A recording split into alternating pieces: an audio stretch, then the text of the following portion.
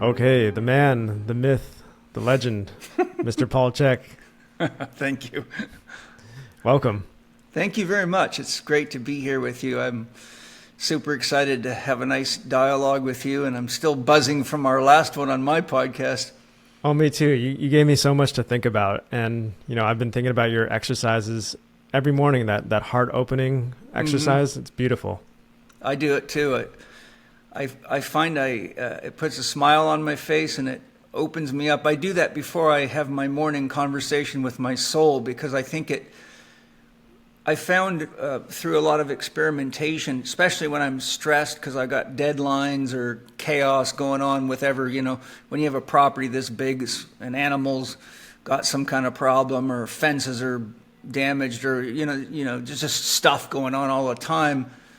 And even with my tarot draws, I notice when I'm being pulled around, it's harder to get a deep connection to my soul, and I feel it when I'm doing tarot. I can tell when the cards are not reflecting what's going on because I'm very intuitively tapped in. And so I always have to say to my soul, are you sure that's the right card? And it'll be no. And then I'm like, well, who's guiding me? And my soul will say, well, you're being distracted. And so I have to recenter myself. But I found that by starting my morning each day by doing, anywhere from 3 to 5 or 6 minutes of the technique of breathing unconditional love through my heart and through my being and just pouring it out into the universe, that it brings my vibration up so high and it centers me deeply in my heart, then for the rest of the day I can stay a lot more focused and I have a much cleaner connection with my soul without, other whatever it is, voices, complexes, entities, whatever's in the environment, getting in the way. God, I love that. I mean, should we start this podcast by doing like 4 breaths of that, or? Sure. It's you want me to guide people through it? Yes, please. First, I got to get a puff of my magic here. I got to have a little blood in my tobacco stream. What's in there? I've got some Northern Shag tobacco, which is a nice, clean, low nicotine tobacco. And I've got a mix of Dr. Nick's essential oil, wizardry oils with some sweet fennel, one called, what's it called? Enlightenment or something like that. I've got immune strengthening oil, not that I need it, I just like the flavor of it. And I've got Third Eye essential oil in there, and I've got some celestial, which is the oil of pine, and I've got 1 drop of psychic protection and 2 or 3 drops of one for enhancing mood. I think it's called positive transformation.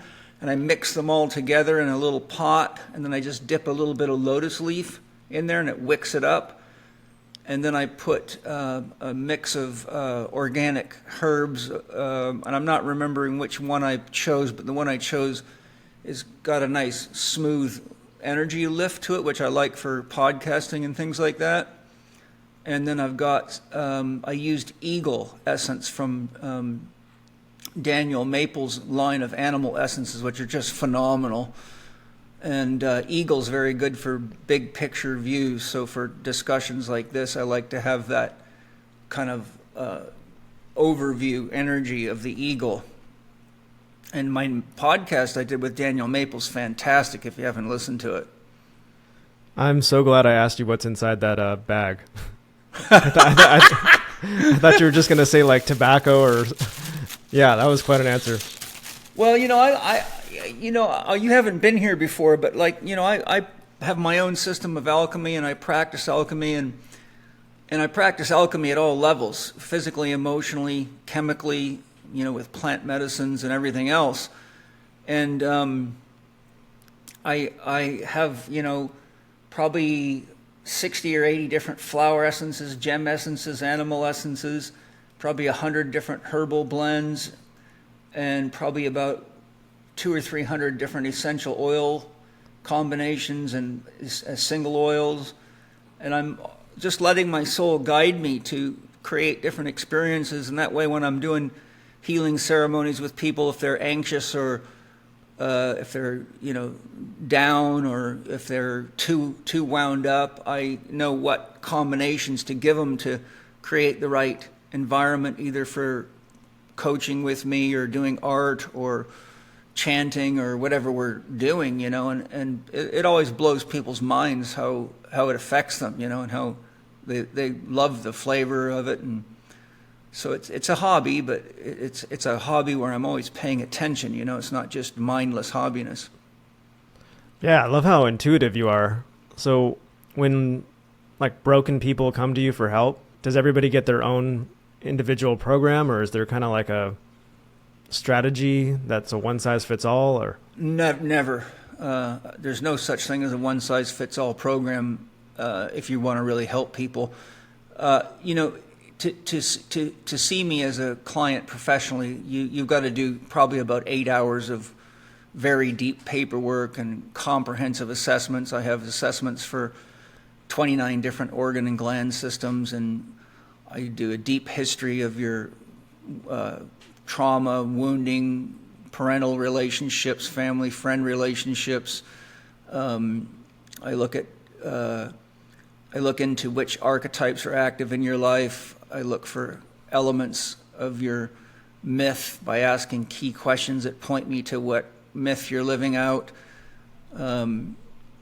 It takes me, about a day just to go through all the paperwork and create a coaching plan.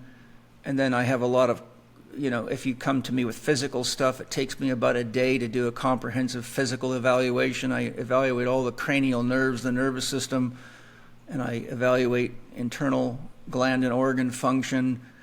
So by the time I finish, I've probably got a more comprehensive analysis than even a NASA astronaut goes through. And I develop a very specific coaching plan that deals with the physical, the emotional, the mental, and the spiritual aspects of the individual. And then I structure it based on what I think is the most important thing to cover first. And I map it out for a year, because I won't work with anybody that won't do at least a year of coaching, because I found nobody can go through the behavioral change and the healing process with less than a year of guidance. And so when I used to do shorter term coaching, I would give them all the things that they needed, but they had the terrible habit of just falling back into their old habit patterns and recreating the very problem that they were coming to see me for, because I found that it's not really the physical stuff, it's the mental, emotional problems, the belief patterns, the unconscious habit patterns that are what's driving the behaviors that led to the health problems and the body problems and emotional problems and relationship problems. So those parts are easy for me to figure out, because things like the body is very, very consistent and reliable. I mean, it always wants to be healthy, but it's the unconscious habit patterns, the wounding, the defense mechanisms, the shadow mechanisms, the control dramas, the relationship challenges that are the ones that are really actually driving people into the behavior patterns and the addictions that are causing the kind of challenges that lead them to whatever it is: heart problems, digestive problems, constipation, structural problems, visual problems, digestive, eliminative, you name it. So the answer in short is no. My programs are exquisitely specific. There's no such thing as two people getting the program that's the same ever, and no Chek professional would do that. They're all highly trained. I love that. And I was just kind of writing down some of the terms you were saying, and I got relationships, shadow, psychology, unconscious, myth, anatomy, diet, soul, fitness, physical, nervous, engineer, geometry. And so all these words kind of like mixed together into this really full picture of a person, rather Yes. than, I'm thinking of like our current medical industry where each person is so specialized that they're kind of blind to like everything else.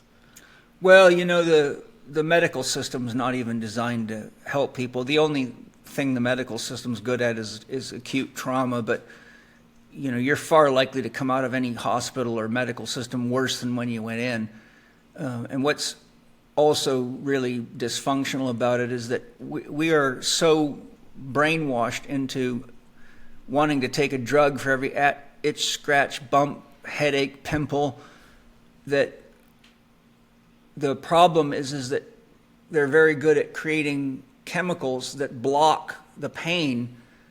And so the person thinks they're better as long as they're taking this drug for anxiety or this drug for this itch or scratch or whatever, but it never really leads a person to doing the work to investigating what's actually causing that. Like the number of things that poor diet can cause is a list so long you could type for the rest of your life. In fact, I've got a book in my library. It was written in 1972, I believe, and it's called Clinical Ecology by Lawrence Dickey, MD. And it's about 600 pages of scientific research on people's reactions to different foods and the chemicals in foods. And he showed beyond a shadow of a doubt that almost everything people go to the hospital for is coming from foods and the chemicals in foods. And the first thing the medical industry did when he tried to publish that book is they tried to take his medical license away and stop the publishing company from publishing the book, because they did not want people to know the truth of how powerful food was and what's in food and what the food processing companies have done to food. And it took me about a year to read that book because it's heavy reading. It's all deep scientific studies. And I carried it on airplanes everywhere I went and read it thoroughly. And it really set the tone for me to realize how important not only the food we eat is, but the soil that the food comes from, the way the animals are treated and drugged and and steroids and antibiotics, and all that stuff ends up in your body when you eat it. And so, I spent years and years studying soil science and biodynamic farming and Steiner's teachings on farming and organic farming and being a member of the British Soil Association, the Weston A. Price Foundation, the Price Pottinger Foundation, and studying Weston A. Price's work, Francis Marion Pottinger's work, and all the related sciences. And in a nutshell, there's a lot of things that, you go to a hospital, for example, and they will feed you absolute poison, and they will charge you about 200 times the price of it in a store. And so the medical system is absolutely, completely and utterly not designed to do anything but keep money coming out of people's pockets and to basically manage sicknesses and illnesses and diseases so they don't heal, that they turn you into a lifetime customer like a drug addict, like a drug dealer does. And so, sorry, we're getting a long ways from the heart breathing here. We're getting into all the things that make me need to breathe through my heart. Should we do the heart breathing then? Yeah, Let's do yeah. it. So, as I shared with you the other day, if a person puts one hand over their heart and sees how they feel, and then tries the other hand, most people will notice one of them gives them more of a grounding and centering feeling, and usually it's the non-dominant hand. So if you're right-handed, usually your left hand over your heart, or vice versa, and then the other hand on top of that. And I find that just helps bring your conscious awareness to your heart by putting your hands there. And then we breathe in through our nose, and as we're breathing in, we visualize that we're breathing violet, green, or gold light first in through the heart, but then as you practice, you inhale as though you're breathing in through your whole aura, like if you can imagine you're in a sphere of energy, that you're breathing in this beautiful light through your whole being, but consciously draw it through your heart like you're breathing through your heart, so the whole sphere is coming into the heart. And so inside of myself, I just say, I breathe God's unconditional love into my being, and I fill my belly so that I get a diaphragmatic breath. And then I just wait till I need to breathe out, and I state inside of myself, I give God's love to all beings, and I open my heart, and I imagine like a flower opening, like a sunflower opening to the sun, and I just send that unconditional love out in every direction as a gift to all living beings, not only here, but anywhere in the created universe, or even in multiple dimensions. And so it's really simply just, I inhale as I think, I breathe God's love into my being through my body and my heart. And then as I exhale, I open my heart as though I'm hugging somebody that I really love. And just breathe in.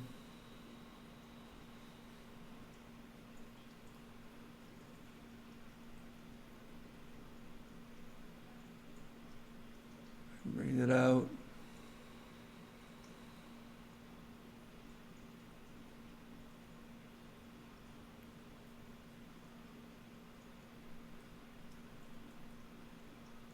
And so it only takes a few minutes of that, and it really, to me, it feels like it harmonizes all my chakras and opens up my meridians, and I feel like I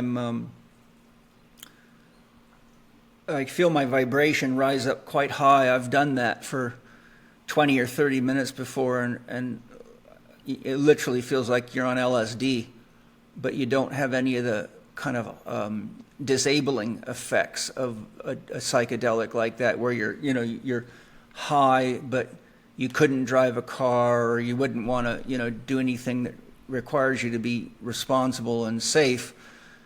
But you feel very blissfully open and connected to everything, but you do definitely have a sense of being very open and high, but it's hard to describe. I mean, you can do it if you just practice for about 20 minutes of that, and just you'll get so deeply relaxed that you'll have really what I would call a spiritual high, and it's extremely powerful.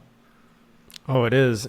Yeah, and it seemed like right before we started doing that breathing exercise, my mind was like a computer that was trying to run on all cylinders, and just it was starting to malfunction, and then the heart starts to open up, and that light almost kind of blows away all that like computer malfunction, all that noise from the mind. Exactly. It's like defragmenting a computer, and it does get rid of the noise. And that's the noise I pick up when I'm doing tarot, because I'm very sensitive, and there's no sense doing tarot if you're not going to do it accurately.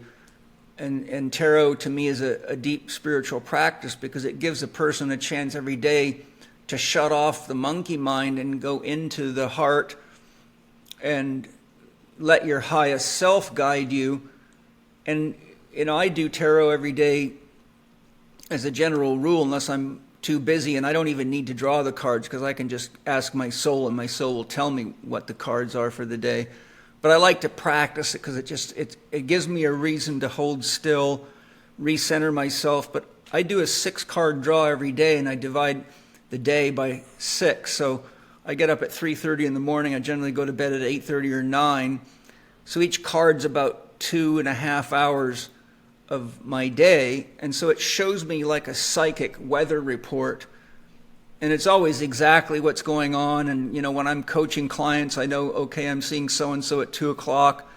And it tells me exactly what kind of stuff they're going to be dealing through. And it's kind of a running joke with my clients, because they'll start talking and I'll say, oh, hold a second. I'll hold the card up, and they go, oh my God, that's it, And I've been doing this for plant medicine ceremonies for many, many years, because I found that by having the client I'm working with do a tarot draw for the ceremony, and then I do one by connecting to their soul to let me know what I need to know. And then I correlate the numerology between their tarot reading and my tarot reading, and I do the same thing, 6 cards for the ceremony. I know exactly the kind of energies that are going to happen between my presence and their presence mixing together by the numerology, but I also know when they're going to have challenges in the ceremony, and that tells me what kind of guidance I might need. Do I need to have rattles handy, tuning forks handy? Do I need to lower the medicine dose, change the type of medicine? Because one of the things I've learned, having conducted about 1,000 plant medicine ceremonies in my career, which I started doing it professionally in 2006, is that one of the big mistakes people make in plant medicine ceremonies is they take doses that are so high that they get so deep into their unconscious that they actually are like someone who's drunk, and they come out of the ceremony and they don't really have much conscious memory of key things that happen in the ceremony. Like they get so scared or they get so deep that they're almost like in a deep dream state, and most people don't remember their dreams. So I've worked on fine-tuning it so I take them right to the edge of where their ego is open enough that it's very, very porous to the unconscious, but they're conscious enough that they can still share what's going on inside with me. I can have them write notes in the ceremony, say, okay, I want you to write that down in your notebook, draw a little symbol of what that experience was, maybe a spiral or whatever, a heart or a skull and crossbones or anything quick and easy, so that when I go to the integration phase the next day, there's not a loss of the experience. Because if you're not conscious in the ceremony, then you aren't really in a place where you can learn. You're really just stoned out of your fucking mind is what's happening. And I've had to rehabilitate a long string of people that came back from the jungle and just had their minds scrambled and were basically psychically damaged. And the guy that I did a year of training with, who's a physician that uses plant medicines, he's way into overdosing people. So I saw a lot of people get injured, and I learned a lot about what not to do. And so I spent many years refining it. So now I have a 3-day process where the first day is preparation, the second day is ceremony, the third day is integration. And in hundreds and hundreds and hundreds of ceremonies, I've never had anybody have an outcome that wasn't positive. Like they leave clearly knowing what their soul has guided them to, what the ceremony is teaching them they need to heal and focus on, and so it's very, very important for me that I respect the plant medicines and use them intelligently and in a sacred manner. And the things I see going on in that field out there are it's like a frickin' free-for-all, like a bunch of kids passing out drugs these days, and everybody and their dog's a shaman. And you don't. I don't think I need to tell you about what you already know. But so anyhow, I'm just sharing a combination of how centering yourself in your heart, having a regular spiritual practice, using tools like tarot, and how those things can really make your day a spiritual practice from the moment you get out of bed to the time you go to bed. And then you don't have to worry about being in some church or temple and asking God to forgive you for all your sins so you can go do the same silly shit for another week. And you can really, be the change the world needs right now, which is exactly why I created Spirit Gym, to really ground people in real spiritual development, not bubblegum silliness. Wow, I really love that approach of the preparation, the ceremony, and the integration. What type of plants are you using? Well, I use a wide variety of different types of mushrooms. I use, depending on what the purpose and function is. Over the years, I've tested, worked with, and used many different variations of the DMT molecule. Years ago, I began with what's called Silawaska, which you mix Syrian rue. Syrian rue is it's one half of the ayahuasca brew. I've made my own ayahuasca for many years. So the vine of the ayahuasca has Peganum harmalina in it, and that's got Syrian rue in the vine, and that blocks the MAO enzymes in your brain so that the DMT can make it across the blood-brain barrier, because the brain catabolizes DMT instantly. So the MAO enzymes eat it up and deactivate the drug. And so if you mix, it turns out the DMT molecule is almost identical to the psilocybin molecule. It's just a tiny bit difference if you look at the pictures of the molecules. So when you mix it with Syrian rue, it not only does it double or triple the strength of the mushrooms, but it extends the ceremony from a typical 6 hours to as long as 10 or 11 hours. And so with Syrian rue, 2 grams of mushrooms is probably about as powerful as 6 grams of mushrooms. And when I'm doing deeper work with people that can handle, or my own inner research, I use 15x Syrian rue, so it's 15 times the strength of normal Syrian rue. And so it's a very, very powerful, but the reason I like it is because it gives you the ayahuasca experience without all the purging, without all the physical purging, and so you get the same quality of experience, a very similar feeling, but it's a much easier ceremony to conduct, to take people on real deep, profound healing journeys, other than having, people vomiting constantly all over the place, which I find a bit distracting, because if you got, 6 or 8 people in a ceremony and you're just listening to people shit and gag all the time, it kind of takes the ambiance out of the experience. And I've used many San Pedro ceremonies over the years. I've got probably 50 of them growing on my property, so they're easy to cultivate. I love mescaline. It's hard to get a hold of, but I've used laboratory extracted mescaline in the past, and it's absolutely gorgeous. I've done a lot of work with LSD over the years, and so I've done other things too, but I really focus mainly on my primary tool is a variety of different species of mushrooms, because I think mushrooms are really, they're very versatile, because the species is there's a wide variety of species, and through my own experimentation, I've developed relationships with expert growers that really focus on this as their craft. And you can get mushrooms of so many different types that, for example, golden teachers are very good for people with a lot of emotional trauma.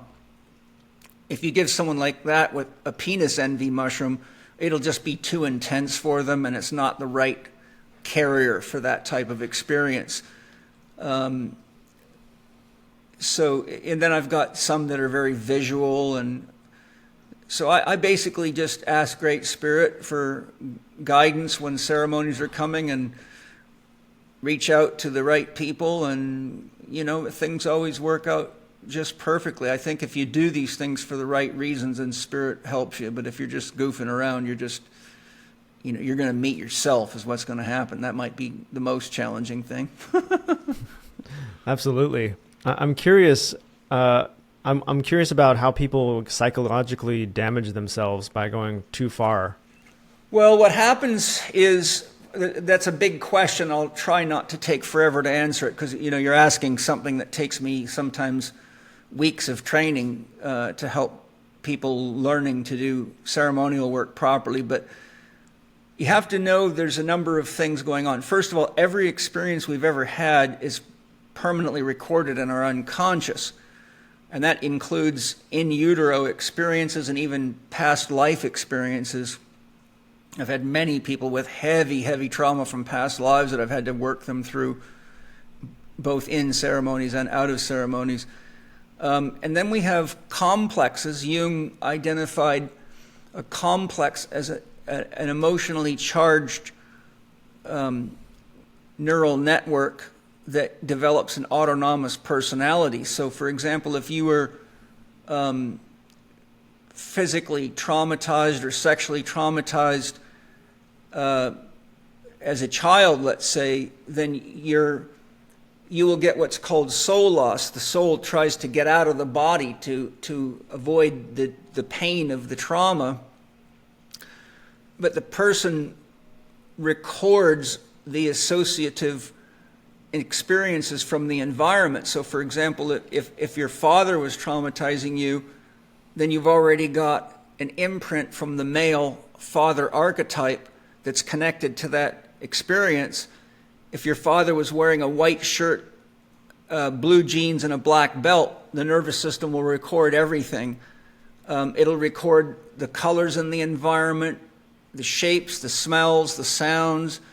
And so once you develop a complex, you've got this neural network that contains the memory of this event, which is just a link mechanism into the unconscious mind. And then forever after, when that person sees a man, it activates the network, and that fragment of the soul works like a watchdog, and it's always surveying the environment for any of the associations that link to the threat. So when you go into a plant medicine ceremony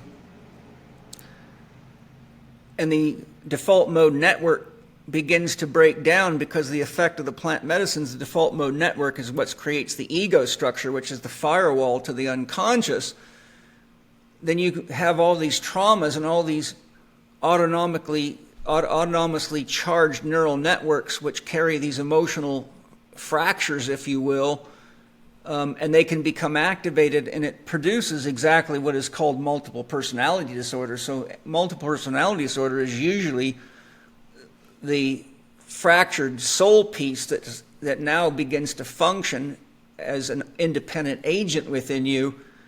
But I found they serve really as like watchdogs. They're constantly looking out and surveying the environment for any cue that has a psychological association with the event that was the trauma. And then of the many things I could share, there's research showing very clearly, and they've done MRI research, and they've also used, the BioWell software and some of the other softwares that can actually read your aura and take pictures of your aura? No. Well, there's a company called BioWell. It's developed, I forgot his name, Krakow, I believe is his last name. He's a Russian physicist, I believe, many, many degrees behind his name. But he developed a technology that you put your fingers on a plate and it reads the energy in the acupuncture meridians, and it actually takes a picture of your whole aura by reading what's coming through the meridians, and it can tell you what every gland is doing, what every organ's doing, what every aspect of your body. It can show you pictures of the aura, it shows you holes in the aura, shows you the chakras, what the alignment is, what the size of them is. So it's very, very advanced technology, but what they did is they took people and did before ceremonies like ayahuasca and mushrooms and after. And interestingly, they showed that it takes 2 weeks after a medicine ceremony for the energy field of the body to close to the same level it was when they started the ceremony. And this is why I tell people after a ceremony, you got to stay away from people that you have challenging relationships with. You don't want to be in crowds with lots of people, because if you cannot close your energy field, for one, you're very susceptible to entity possession. And I've seen many, many cases of that happen. And you're also very susceptible in a ceremony. And this is one of the things that happens. I've had many people go out to these ceremonies in Peru or Amazon or wherever, they all over the place, even in in the United States and North America, and they'll be in there with like 15, 20 people, but a lot of these people are carrying entities, and the entities always like to trade up. They want to get a body that's more capable of doing what they want to do, which is another long story. So the key thing is that the medicines open your field, but because it's a chemical and a vibrational shift, and it takes a long time to clear the body, the research showed it takes 2 weeks before your energy field actually seals again. And a good analogy for that is, having worked with very evolved midwives and been through two births with my wife Angie, who's also a shaman, there are special ceremonies that they do with women after they give birth, because they, after giving birth or having a C-section, their fields don't close for quite some time either, and a lot of women go through a lot of heavy emotional upheaval after giving birth. But when they do these closing ceremonies, both times Angie's been through one, it's about a 4-hour ceremony, and they wrap them up with and use different herbs, and it's kind of almost like an Egyptian type ceremony is the way they would wrap a mummy, but they're using herbs and chants. And Angie said both times it was just night and day. She said, she described it as, I feel like I'm back in myself. So the key point I'm making is that the medicines are opening you up so that you're overly permeable to environmental forces, even things like heat and cold and wind and negative energies in the environment, electromagnetic stress, negative energies from people, psychic stress.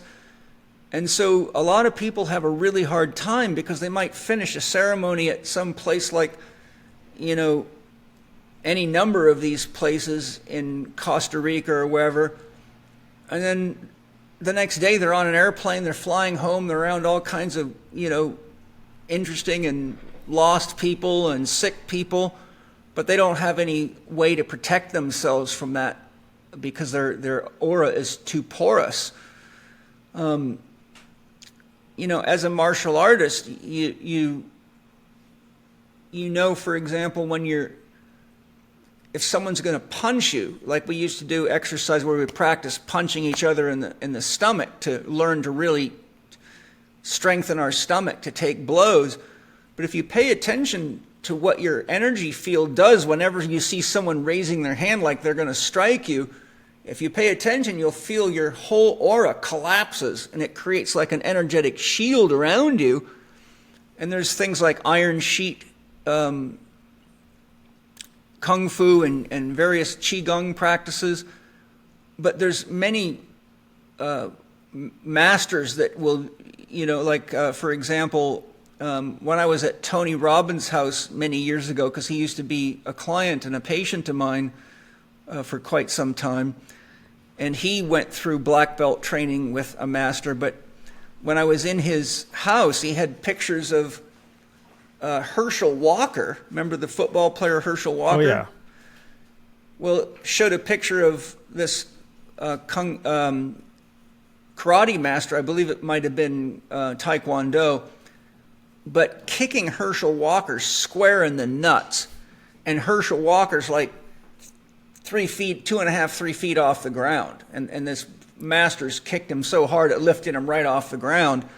And that's one of the tests they have to do. They have to be able to take a kick directly in the balls to prove that they can concentrate their energy field and create this iron shirt effect, which is one of the techniques very advanced martial artists use to protect them from physical harm. And what they're doing is they're doing the opposite of the plant medicines, where they open your field up and make you very porous. They're concentrating their field so it becomes like an energetic barrier, almost like, in Star Wars when Captain Kirk tells Scotty to, activate the shields to protect them from, any kind of an attack. But people that don't understand energy fields and how these things work have no idea what they're doing. And so they come out of ceremony and they're walking around, they're on airplanes, they're in cities, they're going home, they're getting into arguments with spouses and people, and next thing you know, they're scrambled. So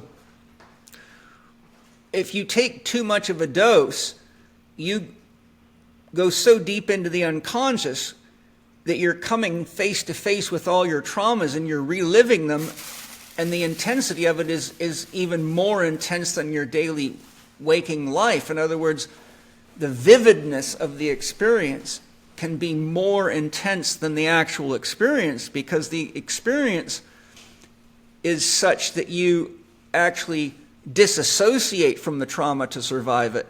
But when you're in a plant medicine experience, you're being hyper associated, you're being hyper activated, you're hyper conscious of it.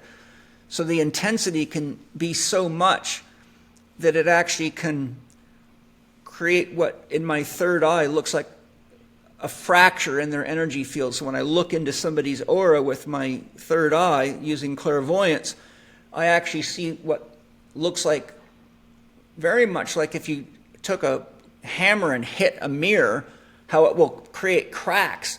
And sometimes pieces of the mirror fall out and you see these black areas where the mirror used to be, but it fell out.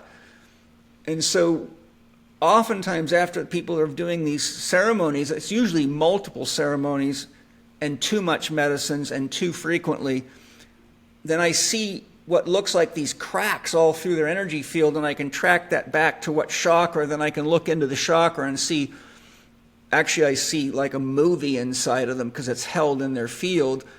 And then I can see, okay, this links to trauma with your father, or trauma with, a car accident or whatever. But the plant medicines have intensified that experience, that they actually have to defend themselves psychically, so they actually get soul loss, where the soul once again departs from that part of their psychophysical construct. And so soul recovery is taking that piece of the soul and going through a procedure to put it back in. And once that work is done, then you can see those cracks in the aura heal up again. And so the aura starts to get its normal homogeneous flow, which is different for everybody. But in other words, the trauma shows up as a balancing in the energy flow of the body, the subtle energy flow. Wow, that was so interesting. And I thought it was so fascinating how you said that the things that you suppress can become their own split personality. Yes, Jung says, Jung warns that if you don't listen to your soul, or if you're a child who has parents that keep pushing you away from your inherent soul nature. So for example, if the child came to this world to be a musician and is very musically or artistically inclined, in the case of someone like yourself, imagine you as a child having this deep inner pull to express yourself artistically, but your parents would say things like, well, that's stupid. You're never going to make any money doing that. Quit wasting your time doing that.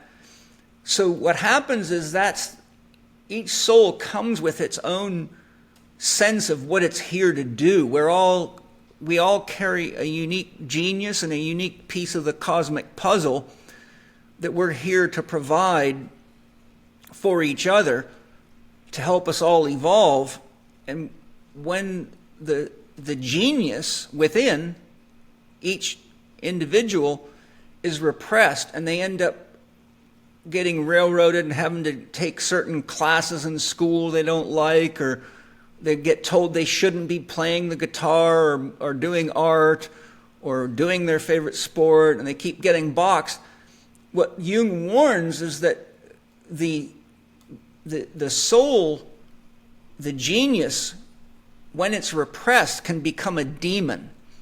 And so the same life force energy, when it has to be, which is consciousness, when it has to be repressed and repressed and repressed, it traps the soul, and the anger and the emotion that builds up inside the individual actually starts to take on dark energies and then it can become a demonic energy. And this is the source of a lot of what people think are entity possessions, but it's actually the individual's own soul has been so repressed, and the emotion of the child feeling this deep, heartfelt sense that it's being forced in the wrong direction.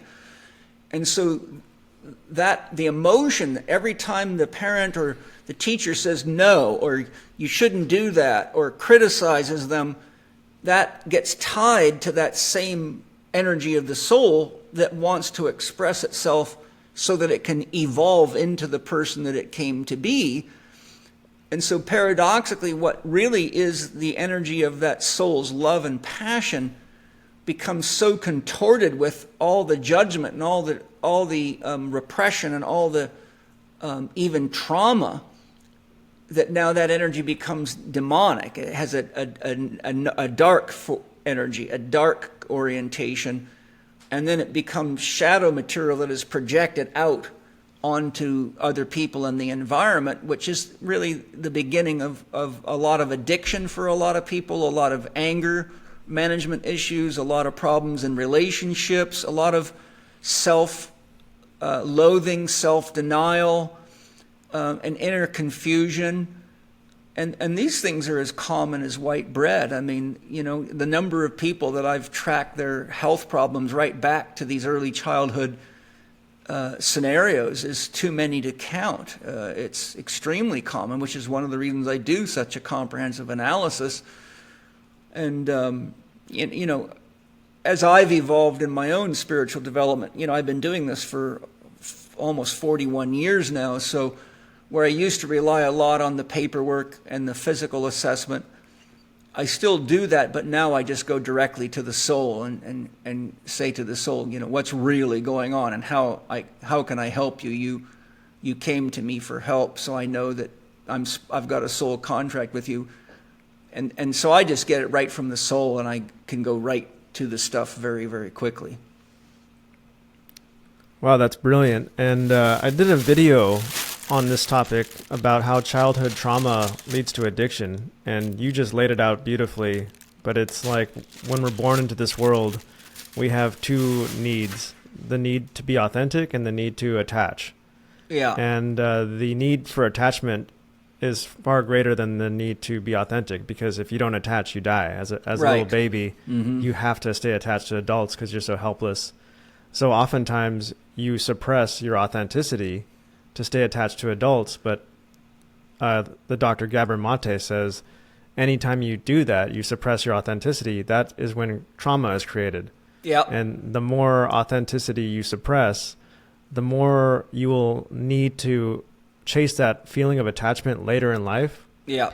Usually with drugs, and it leads to addiction. So when I see these addicts on the street, one thing that I've talked to some of them, it seems like one thing they all have in common is a very traumatic childhood. Yeah, or traumatic experiences in the military is another big one. Mm-hmm.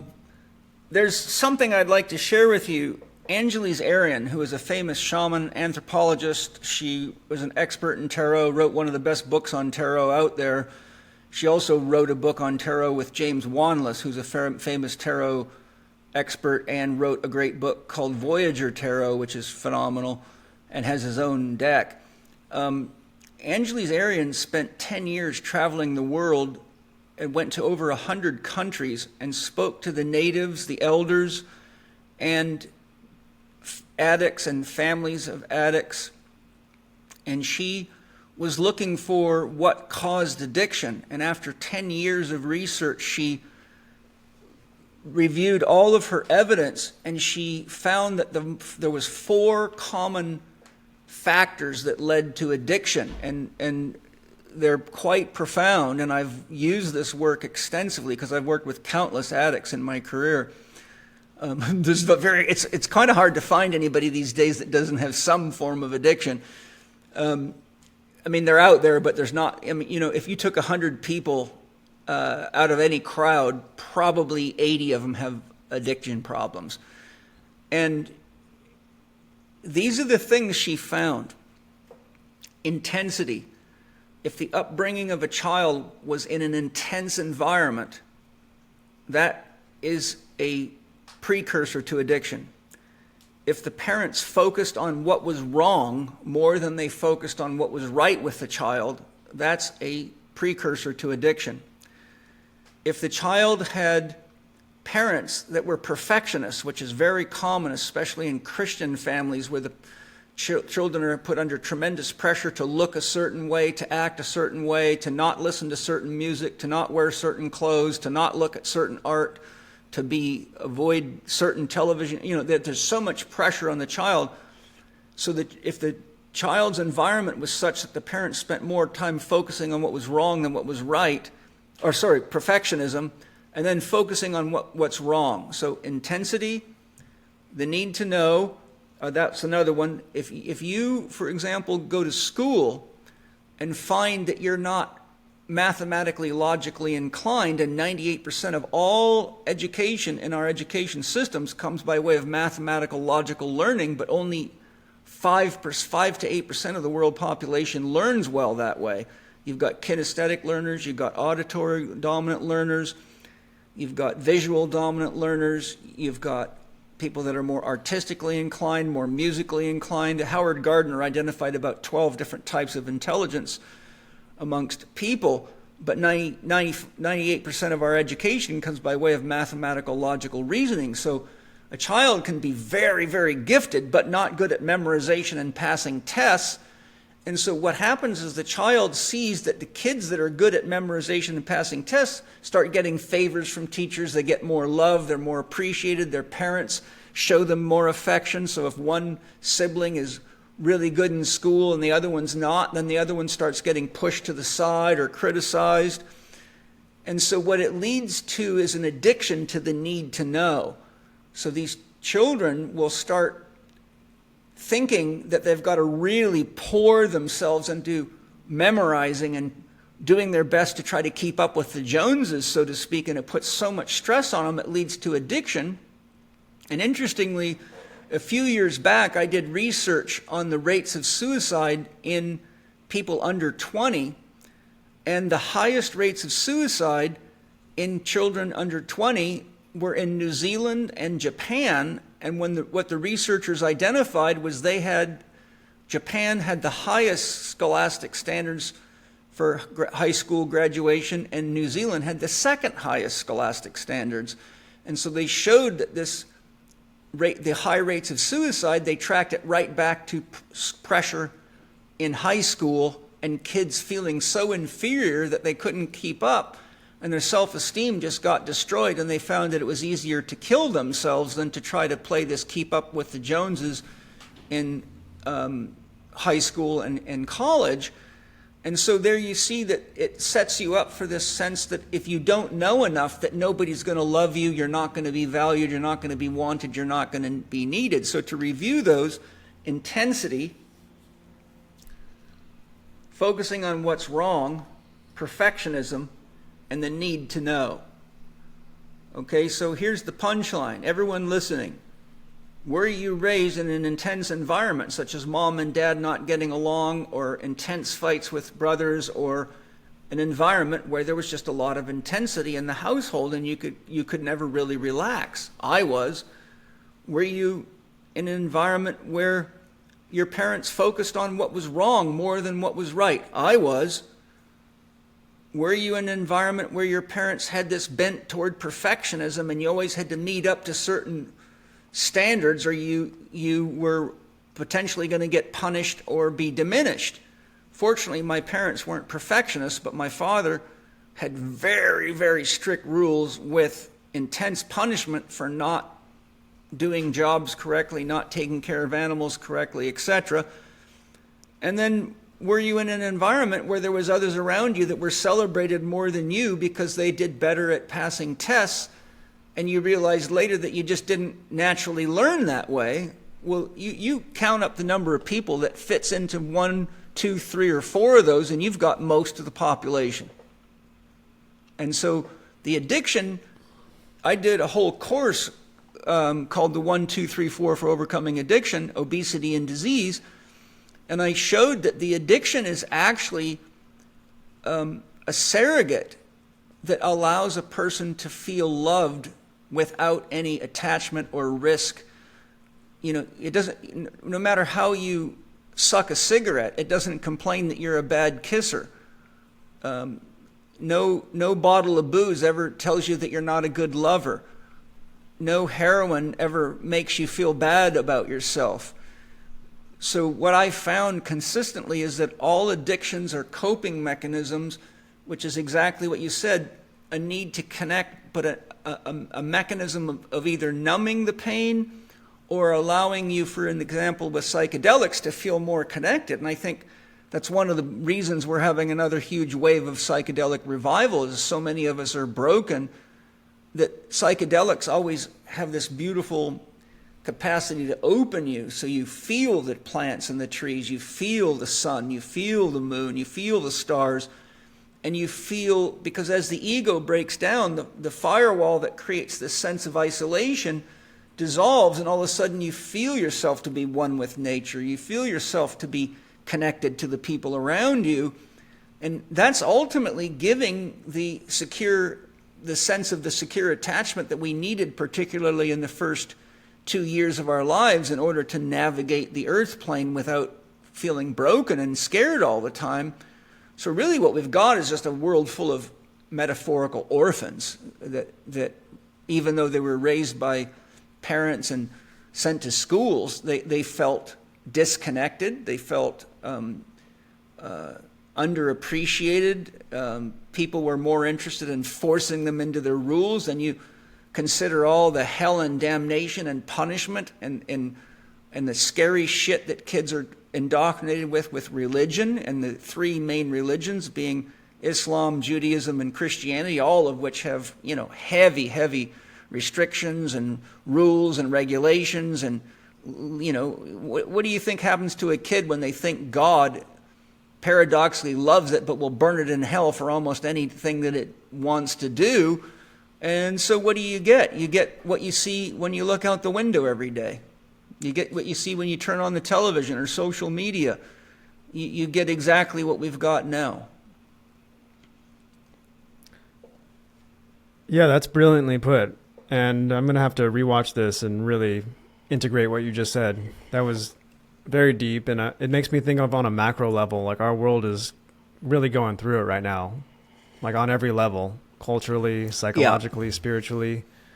I guess, like, where are we going? We just had this assassination attempt. Everybody's focused on that. Are we headed towards a more chaos? Or are we is this kind of like the Hermetic principles where the pendulum swings one way too far and now we're swinging back? Well, it's a multifactorial issue.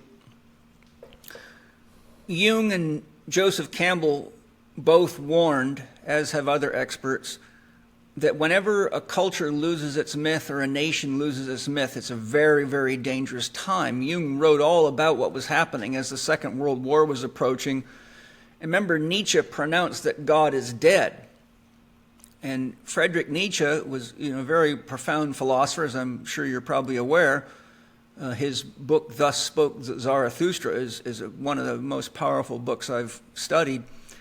And Nietzsche pronounced God as dead because religion had so concretized God as this or that, with this rule and that rule, that it took the sacredness and it took the numinous and the religion out of religion, and it became a dogma with very, very hard edges, which set people not only against themselves and against God, but against each other. And the problem is whenever you take religious iconography or symbology and you turn it into a sign, you see, a symbol is always a symbol because it has a transcendent function. So, for example, if you look at the symbol commonly worn by Christians of Jesus hanging on the cross, they think it means that a man died for their sins. And so they do exactly what Christianity is so against. They turn it into an icon or an idol. So Jesus has become a man, God, idol. And Jung warned, he said, When the Christians created Jesus, he cast a light so bright they had to create Satan to counterbalance him. And that's the nature of the universe. The universe ultimately emerges from, from a scientific perspective, a zero-point field. But there's many scientists like Paul Dirac and many others that have calculated that if you look at things like protons versus antiprotons and various other ways of calculating it, that the totality of the universe turns out to be zero, which equals unconditional love in my spirit gem system. So what I'm saying is that you have a net zero. So when you create a character in a myth that is perfect, that walks on water, that essentially can do no wrong, you're creating a positive that is so strong that it actually creates an imbalance in the psyche, because human beings can't achieve that. It's almost impossible to achieve that level of perfection. So what has to happen is, in order to counterbalance that energy, there has to be some kind of opposite energy to neutralize it, because the net reality of the universe is zero. You can see this in the soul. A human male, has a soul ascribed to the name anima, which is the feminine expression of itself. So you, as Mark Wooding, a man, has a feminine soul nature, and that has to be because if you had a masculine body and a masculine soul nature, you would be so out of balance that you would never actually have a soul that guided you into your nurture, your nature, the forces that have to be balanced to keep you from turning into a silverback gorilla killer type nature, which is inherent in all of us to some degree. So the male has a feminine soul, and the spiritual evolution of the male and the enculturation of a male is such that as you evolve spiritually, you learn to connect to the feminine to decrease that unnecessary aggression. Instead of being cold, hard, mathematical, logical like an Anthony Fauci or a Bill Gates, you learn to become more conscious of not only your feelings, but the feelings and emotions and the needs of others at a very core level, like a mother would. A woman has an animus as a soul in Jungian psychology, so she has to learn to be more discerning and a little bit more rational and a little bit more calculating, because her feminine energy is so all-inclusive and so nurturing and so loving that can put a woman in a situation where she burns herself completely out, trying to give all of herself to everybody else, because she can't make the rational decision to understand there's a time where she's got to make decisions that put herself first, for example, so she can have enough vitality and life force to keep giving.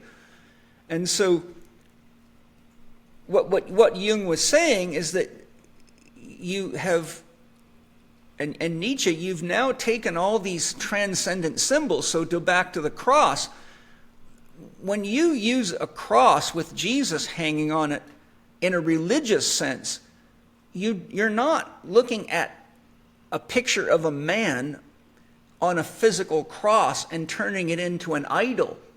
What you're doing is you're looking at a symbol that has two key symbols. One is the cross. The vertical beam of the cross represents the spirit world, which is the eternal now, which is where consciousness and energy and information flows into creation. The horizontal beam represents the past, the present, and the future, or the experience of linear time in which life unfolds, without which everything would happen all at the same time. So the cross is actually a symbol that means eternity manifests itself in the flow of time, so that God itself can have an experience that can become conscious so that God can become aware of the truth of itself. Because as God, as unconditional love, there's no place that you are not, and there's nothing that you are not. So imagine that if you could not identify yourself through any experience because everything was happening at the same time, there's no way you could become conscious of anything. So speaking in metaphor, God creates the illusion of time and separation through individuality, which is what a soul is. It's God manifesting in time as an individual to allow love and experience to happen. So the cross is actually a symbol that allows you to connect to the mystery of how the eternal, how the mystery of God manifests itself in the flow of time and in your personal experience. And Jesus is a symbol that represents that we are all on this cross of time, and that when we lose the consciousness of our wholeness as one with all things and come into the experience of an individual in a certain time, in a certain place, in certain circumstances, and we forget the truth of ourselves, there's always a cross to bear. It's the cross of how do you get along with your mother and father? How do you deal with the demands of war, or the demands of being isolated, or the demands of being an orphan, or the demands of being a father and having the responsibility to care for your family and the pressures that are involved, or being a woman and having to deal with the challenges of being so spread thin that you don't have time to love and nurture yourself. So as a religious symbol, that's taking you into the mystery so that you can have your own personal inner experience of how this mystery is unfolding in you. But most people today look at the cross and they immediately start regurgitating memorized lines from reading the Bible or what some pastor told them. So the transcendent function of the symbol is dead, so the religious experience itself is dead, and now you've got nothing but a book of rules and regulations, which is a great way to become an addict, to medicate the pain of all of that. So do you see that? I forgot what the question was, but I'm trying to point out that we have lost the function of religion. And what we've got is a bunch of cults that are being used to control people's minds. And when you look at what's going on in the world, you see scientific materialism, you see the cult of the FDA, you see the cult of the World Health Organization, you see the cult of science, you see the cult of the educational system, which is an indoctrination system. They teach you what to think, not how to think, which is why you have that picture you made for me on your wall directly behind you, showing exactly what universities and education systems produce. Yeah, and that's why Mark Twain said, never let your schooling get in the way of your education, right? And that's a very profound statement. Now, the question is, how far can you take any culture into such an intense degree of detachment from its own spirit? How far can you go in completely damaging the very ecosystem for which you are an emergent experience of? Your body is evolved out of nature. You cannot separate yourself from nature. What is happening on the inside of an individual when they can watch the news and see the rainforest being cut down, the oceans being poisoned, the oceans being overfished, geoengineering spraying aluminum and barium all over the world and ruining the immune system, seeing the whole world be trashed by electromagnetic pollution, seeing war after war? Like we actually have to repress all that, because at the level of the soul, we know that all of this is actually leading to a level of destruction at the individual level, at the collective level, and at the level of nature. I mean, one of the first things Donald Trump did when he became president is he shut off the EPA's protection of many environments, and many of the areas of the United States that were protected regions that could not be used for industrial purposes, that were meant to be environmentally protected, were now open for oil drilling, fracking, and commercial use. I mean, most people haven't got a clue about what Donald Trump really got up to, and I could go on and on about it. But what are people looking for? When you get enough people that have been indoctrinated into this patriarchal belief system, which comes right out of religion and goes right into universities, then what you've got is, if you scare people that are looking for a daddy figure, because as Ken Wilber shows, about 65 to 70% of the world population is still in the child archetype, because religion stops you from evolving. They don't want you to become an individual. They don't want you to have a sense of inner freedom, because people that are not afraid to die are uncontrollable. People who do real healing ceremonies and do real plant medicine ceremonies and do the kind of work that I have come to a relationship with death where they know death's not an end, it's just a transition to consciousness being alive as you in another dimension. But you can't control people like that.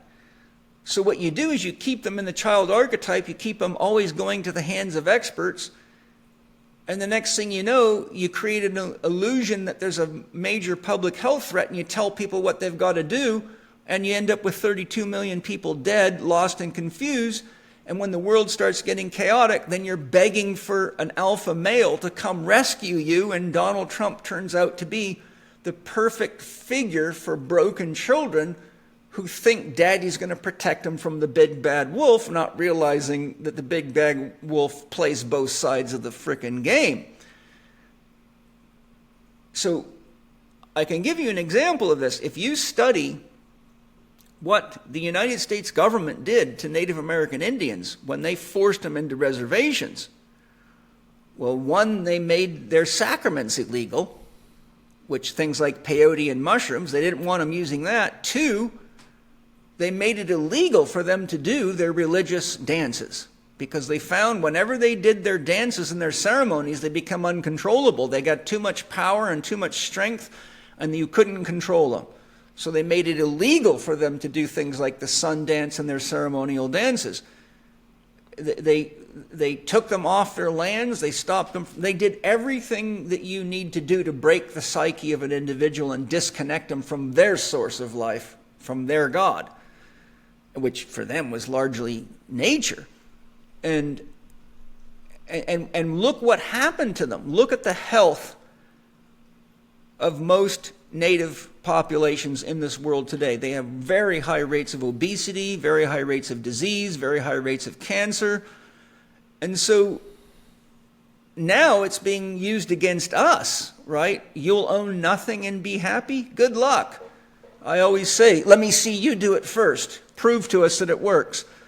And so what's really going on, in my opinion, as a man who's studied many things very deeply that relate to this, is we are actually creating for ourselves a collective rite of passage, because we've lost our elders. We've lost our structure for transitioning from childhood into becoming a man and a warrior, and knowing what we're fighting for, what is worth living for, and what's worth dying for. You know, native cultures always thought 7 generations ahead. You didn't do anything that might decrease the survivability of the next 7 generations. Well, now we're wiping out the next 7 generations. I mean, shit, Children's Health Defense just a few months ago published a study on the analysis of blood of newborns that had just come out of the womb, and found something like 126 toxic chemicals at very high levels in the body of a newborn, which you normally wouldn't find until you were like in your 70s or 80s. And so we've got children being born with all the degenerative diseases that are normally reserved for old people, and toxic as all hell. And then you've got, in California, like almost 70 vaccines they're supposed to take before they're even like 4 years old, most of which are loaded with toxic, poisonous shit. And the list just goes fucking on and on. So what am I saying? I'm saying And research in psychology shows that if a person does not go through a legitimate rite of passage, men had to go through a structured rite of passage, and women went through it through childbirth. And childbirth is, can kill you.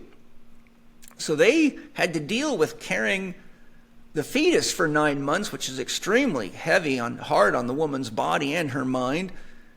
And then she had to go through childbirth. So women have a built-in indoctrination, but in most native cultures, they put them through ceremonial processes to transition them from being a girl to being a woman. They supported them through childbirth. And the men had to face danger. They had to come right to the edge of death. As Joseph Campbell said, they had to extinguish the child, and what came out of the ceremony was a man. And that's why they tattooed their bodies and often changed their names and knocked teeth out and did things to symbolize you are not a child anymore. And you now are tasked with the hunting, the feeding, and the protecting of your people, even if it means you die. Well, now what we've got is a world full of children in adult bodies that sit around and watch videos and drink alcohol and eat junk food and can't tell the difference between a real expert and a fake, and can't tell the difference between real medicine and mind control. And so I believe that we have so much repressed material in our unconscious that we're at a point where we realize we must transition into adulthood. And so the unconscious of humanity is creating world events that are going to force us and are forcing us to face the fact that if we don't stand up on our own 2 feet, get clear on what we all need together collectively to protect ourselves and to protect our children and take responsibility for protecting the water, protecting the soil, protecting the airways, protecting the education system, and getting clear on what real religion is versus brainwashing is, then we're all going to fail our rite of passage, and we are going to become the guinea pigs in Bill Gates' factory farm, and we will own nothing, and we will not be happy. We will be in electronic cages, and most people will commit suicide because they'll find that less threatening to have to live in the environment that's being created by dark forces that have no interest in anything but money, power, and control. And so I think, as scary as it is, it's absolutely, for somebody that understands the necessary function of a rite of passage, like if I was a man at my age right now, I'll be 63 in August, I would be an elder who would be helping set up these rites of passages. And for me, even knowing what I know now, look, I was a paratrooper in the 82nd Airborne Division. I've had 50 rites of passage ceremonies in my life. I could list a lot of them, from going bankrupt to divorce to seriously bad injuries to multiple deaths in the family. Over and over again, I've been through these rites of passage. But I'll use my own son. My son, I've got 3 sons. One's 43. I got a grandson that's 3, and then I've got Mana, who's 8, and Zoe, who's just turning 5 in a couple of days. I am going to take my son Mana to be with Tim Corcoran, who runs real Vision Quests and Rites of Passage and teaches survival in nature. I'm going to take him on a week of surviving in nature, living off only nature, where you will get hungry and you will get uncomfortable. But the point I'm making is I am going to be very excited for that process, because for me, it's going to give him a chance to really learn what life is all about. It's going to give him a chance to really learn the difference between having food put on the table for him every day and not having to even think about that, to realizing what it means to be a contributing member of humanity, of a tribe, of a family, of society. So for me, it's, as a man with my life experience and my age, I see what we're all going through as a very important rite of passage. The problem is we don't have wise elders guiding it. Therefore, there's going to be a lot more unnecessary death. You see, they had to build these rite of passage ceremonies very, very carefully, because if you unnecessarily wound or kill the children that are becoming the warriors of tomorrow, then you actually weaken the tribe and leave it very susceptible to death and destruction. So it was a very fine art to how far you push these young people, and it required wise elders that had been around and had a lot of life experience and had been through ceremonies themselves and knew exactly, just like using plant medicines, they can either liberate you or screw you up really bad. And so imagine we're now in a worldwide, unconsciously generated rite of passage, and nobody's guiding the ceremony, and nobody wants you to be guiding the ceremony because there's too much profit being made off all the addiction, destruction, disease, trauma. It's just hugely profitable for the people at the top of the food chain. And so that's the key reason I started Spirit Gym, is I said, look, I've got to create a system for legitimate, honest spiritual development and give people the tools they need to know how to have their personal relationship with Source, with whatever God they want. They know they have to learn what a myth is and how to develop their own myth and live by it, and know when it's outdated and when and how to update it. You've got to know the nature of spirit. You've got to understand the nature of how spirit interacts with matter. You've got to understand what a soul is, what a spirit is. You got to understand what the unconscious is, what the highest self is. You have to have tools for having an intimate relationship with your soul, so you're not guided by your programmed mind. You've got to understand the life process from birth to childhood to early adulthood to maturity to death. You've got to understand the basics of nutrition, hydration, sleep, breathing, thinking, and movement. You've got to understand how to develop a plan to build a business or to exercise or to raise a family. These are things that are just not taught. And look, after 40 years of working with people, I'm just saying, okay, here's the things that get people in trouble constantly and lead to serious health crisis, physically, emotionally, mentally, cost them tons of money, tremendous pain and damage in families and to the individual. And I just took everything I know and put it into one spot and built a systematic approach that I guide people through so they get the advantage of my life experience as a mentor. So you have exposure to the lessons, you go through the lessons stage by stage, you do the work, you learn and you grow, and you have me there and other mentors that I bring in so you can ask questions all the way. So you've got the elders there to support you. Because when COVID started, I'm watching this lockdowns and all this shit. I said to Angie and Penny, this is the greatest and the most dangerous hoax ever pulled on humanity right now. This is a worldwide psyop operation. This is worse than bombs, because bombs either kill you or wound you. But this takes over your mind and you no longer know who you are anymore. And that's worse, because now you're in a hell of somebody else's making and you don't know how to get out of it. And Steiner warned about all this stuff, which is why I did my very comprehensive podcast, episode 250, Lucifer, Christ, Ahriman, to show exactly what Steiner warned was coming.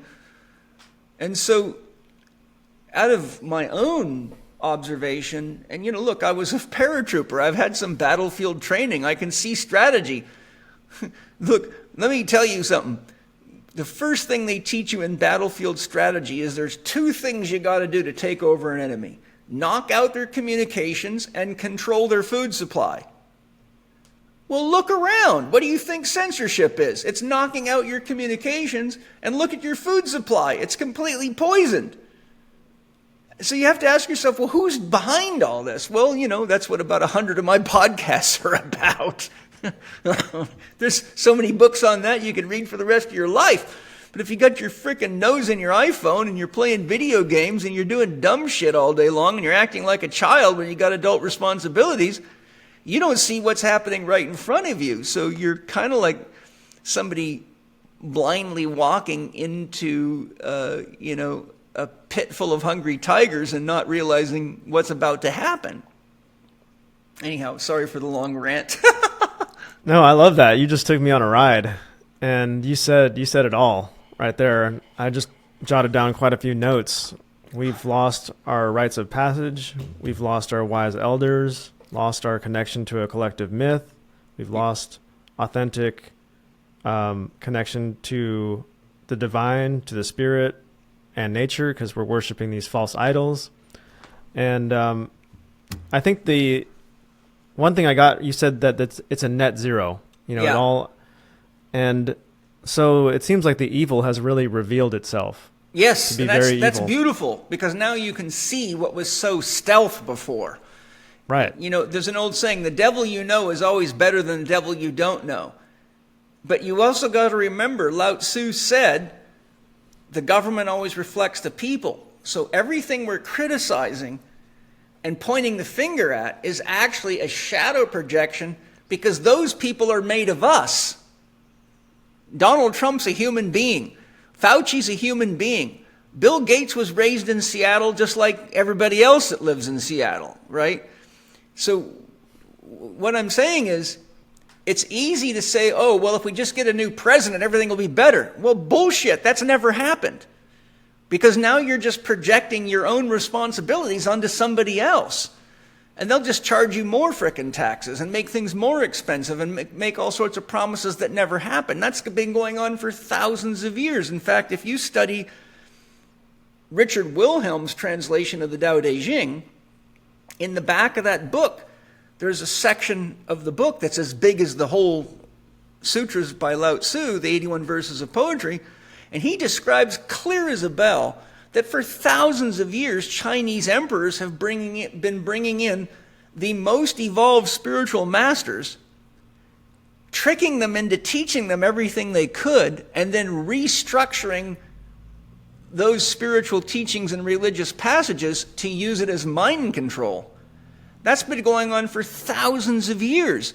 So the shit we're dealing with has been being perfected, and religion has been one of the primary tools for commandeering people's minds while making them think they're doing what God wants, which I think is just the most saddest, sickest joke.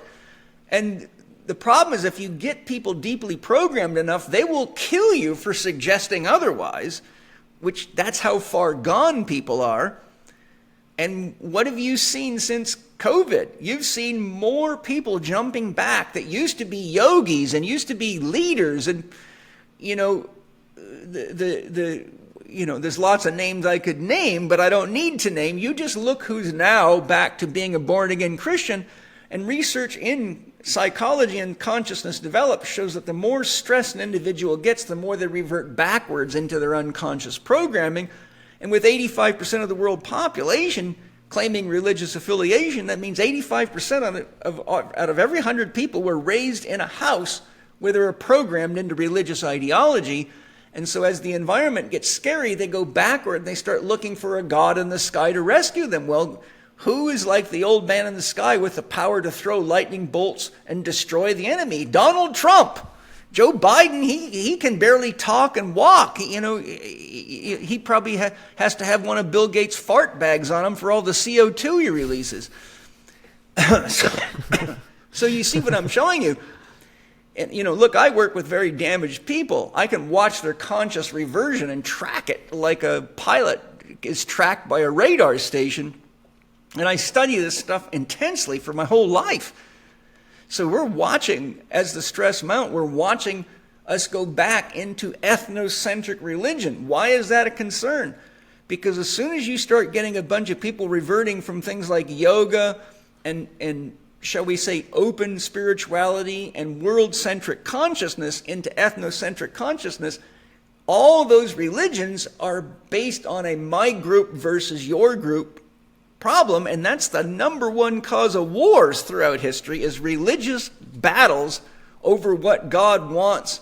And that's your jihad, that's what is your terrorist activities. So we're being tricked by being stressed back into a reversion of consciousness, which puts you right back into the angry child position. and willingness to go to war with people and be irrational about it. And look at how the media acted, and the movie stars and all these people that were saying if people don't get vaccinated, they don't even deserve to live. They shouldn't be allowed to go to restaurants. I mean, you're seeing that exact ethnocentric ideology, but now you've got to throw scientific materialism in because it's the new religion that people have been brainwashed into, which is devastating because they don't see the world as a living, breathing expression of the divine. They see it as just a material object they can do whatever the hell they want with, and Bill Gates is the glaring example of that. So, you know, we're in a time that is exceedingly dangerous. But that's what happens when you have a rite of ceremony passage that's conjured up unconsciously, because if we don't turn into adults, we're going to kill the whole planet and each other anyhow. And that's why podcasts like this, look, that's why after school is so important. Look, I've watched a lot of your videos, probably every one you've ever put out from the day that I found you. And what you're putting out, people like Graham Hancock and all these people, but these are the wake-up calls. These are the people that are telling the truth. These are the wise elders that should be on NBC and CBS, and we should be focusing on these kind of people. But instead, you get B-grade, C-grade actors running for president that are, you know, criminals. And I'm not trying to upset anybody about Donald Trump. Whatever you love, it's up to you. Just remember, we always have to take the consequences of the choices we make, and that's part of being an adult. And so, you know, if you compare Donald Trump to Robert F. Kennedy, the difference is night and day. You know, the problem with children is they don't, you know, why do we tell kids on Halloween, don't take candy from strangers? Because they're not wise enough to discern the look and the feel of someone with nefarious intentions. They trust people too much. So when you consider that about 70% of the world population is squarely in the child archetype for their own psychological development, they don't know who the boogeyman is, and they can't tell the difference between a real president with the real stuff and somebody masquerading.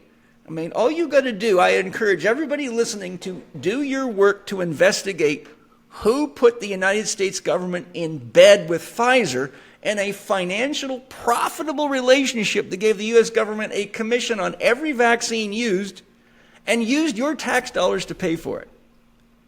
You look into that, and you might think twice about who you're so excited about. Well said. I can guess who that is. Well, I'm not going to say it because I don't want, look, it's one thing to be given information because then they can make you the bad guy. It's another thing to say, get off your lazy ass and dig it up, because this could be the most important decision of your entire life. So you better do your homework. You know, people do more work to decide which toaster oven to buy than they do to decide which vaccine to let get stuck into them. True. Yeah. Well said. And I wonder if it's similar to psychedelics with the children's aura, where they're maybe more open, like somebody who had just done psychedelics, where their aura is more open and they're susceptible to these possible evil entities coming in. You know, if we're all in this child state, we're very weak. We don't have the boundaries or the strength to keep these forces at bay. Well, there's that factor, but there's something else. If you're in the child archetype, you haven't developed an ego yet. And Steiner says in his teachings that traditionally, in a healthy society, the ego would form at about age 21 to 25. But now, very skilled psychologists, people like Carl Jung and others I could cite, say that the ego, on average, isn't forming until between 35 and 45, if at all. And the ego's function is to discern self from other, right from wrong, should from shouldn't. So until you actually develop enough complexity in the ego structure, you cannot effectively discern good from bad, right and from wrong, self from other. So you are really a child, not only physically and emotionally, but psychologically, which means you're very, very easy to trick. And I mean, look how many people are tricked into poisonous food, bogus medical stuff, bad business deals, bad purchases. Look how many people live off credit cards because they don't even have enough rational discernment to realize if you spend more money than you make, you're always going to create trouble for yourselves. I mean, kids should learn the basics of how to balance a checkbook by the time they finish 8th grade math, at least. But, you got 70% of the U.S. population that cannot even afford to pay its basic bills, and you've got the highest amount of credit card debt we've ever seen in the history probably of this country, because people keep spending money they don't have. That's a child with a credit card. That's predatory lending, right? But, part of being an adult is being able to recognize a predator and not play right into it. And like I look at what I have to work with people. One of the most common things I see, for example, one of the most common causes of chronic low back pain is financial stress. And over the years, I've had to send several people to debt counselors and say, your back, you can do all these exercises and all these stretches and all these mobilizations, but until you learn to manage your finances, the psychological stress that you're creating for yourself, which just happens to store itself in the region of the low back, which I can give them examples of and show them maps of, which, the Hindus mapped that out 3,500 years ago. And it's reliable as you all get out. I see you're going to actually spend your way into chronic back pain, and then the medical system will drain the life right out of your bank account.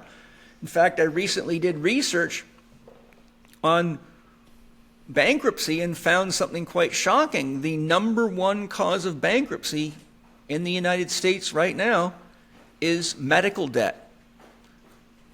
People spend their life savings and even spend their children's college funds that they've saved on medical expenses, and the medical expenses are so high. I think it was something like almost 70% of all bankruptcies are tracked back to medical debt.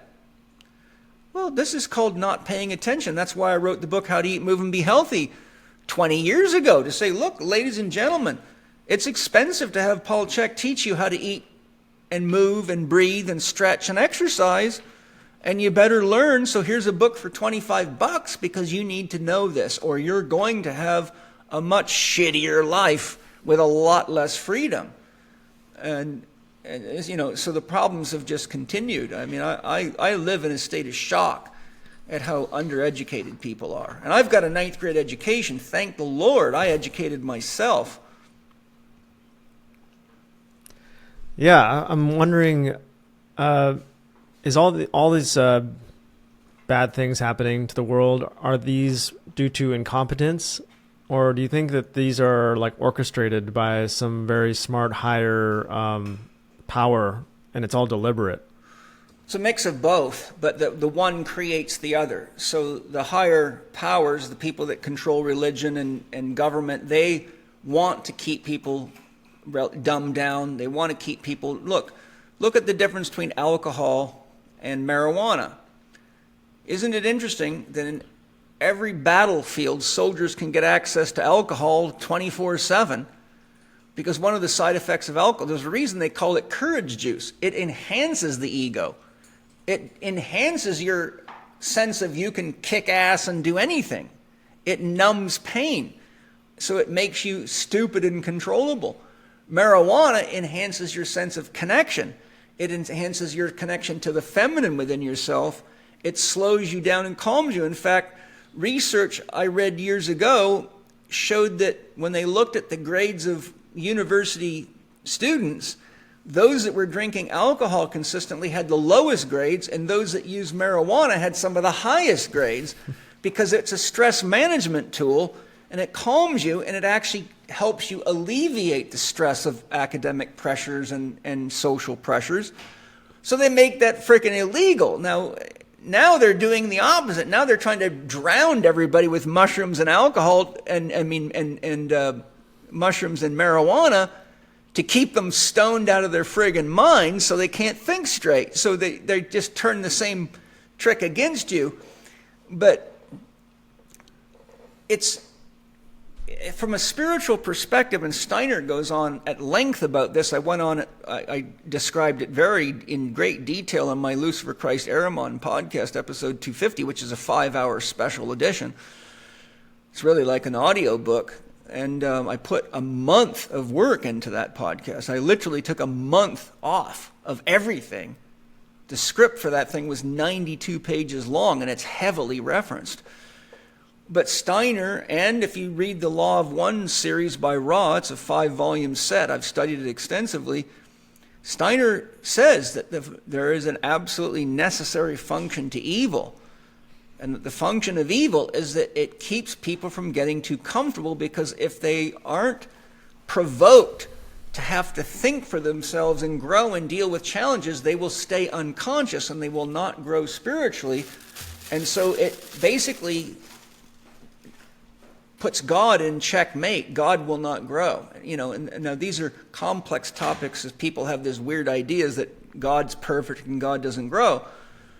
But I can get into that if you want to, but the reality of it is, in a nutshell, the necessary function of evil is to uphold the good. If it wasn't for evil, not only would you not know what the good is, but you would not have the freedom to love or not love. And free will is inherent to conscious growth and development. Without free will, you cannot grow consciously. You're just a robot. You're a train on tracks. You can't decide when to turn or not. So evil always creates a situation that's threatening enough that you have to either think outside of the box, become creative and self-reliant, or you die. And to the degree that any population placates itself, numbs itself, and stops participating consciously in its own evolution, evil will always get the upper hand and rototill the garden to trigger the next stage of evolution of souls. And that's putting it in a summarized way. But Steiner has countless lectures on this. Jung talks about this at great length. I mean, I could put 50 books in front of you that go into the depth of this. Yeah, I love how deep you go into these topics. I've explored your spirit gym. I watched a few of the lectures, and boy, are they deep. And there's so many of them. Are they understandable, though?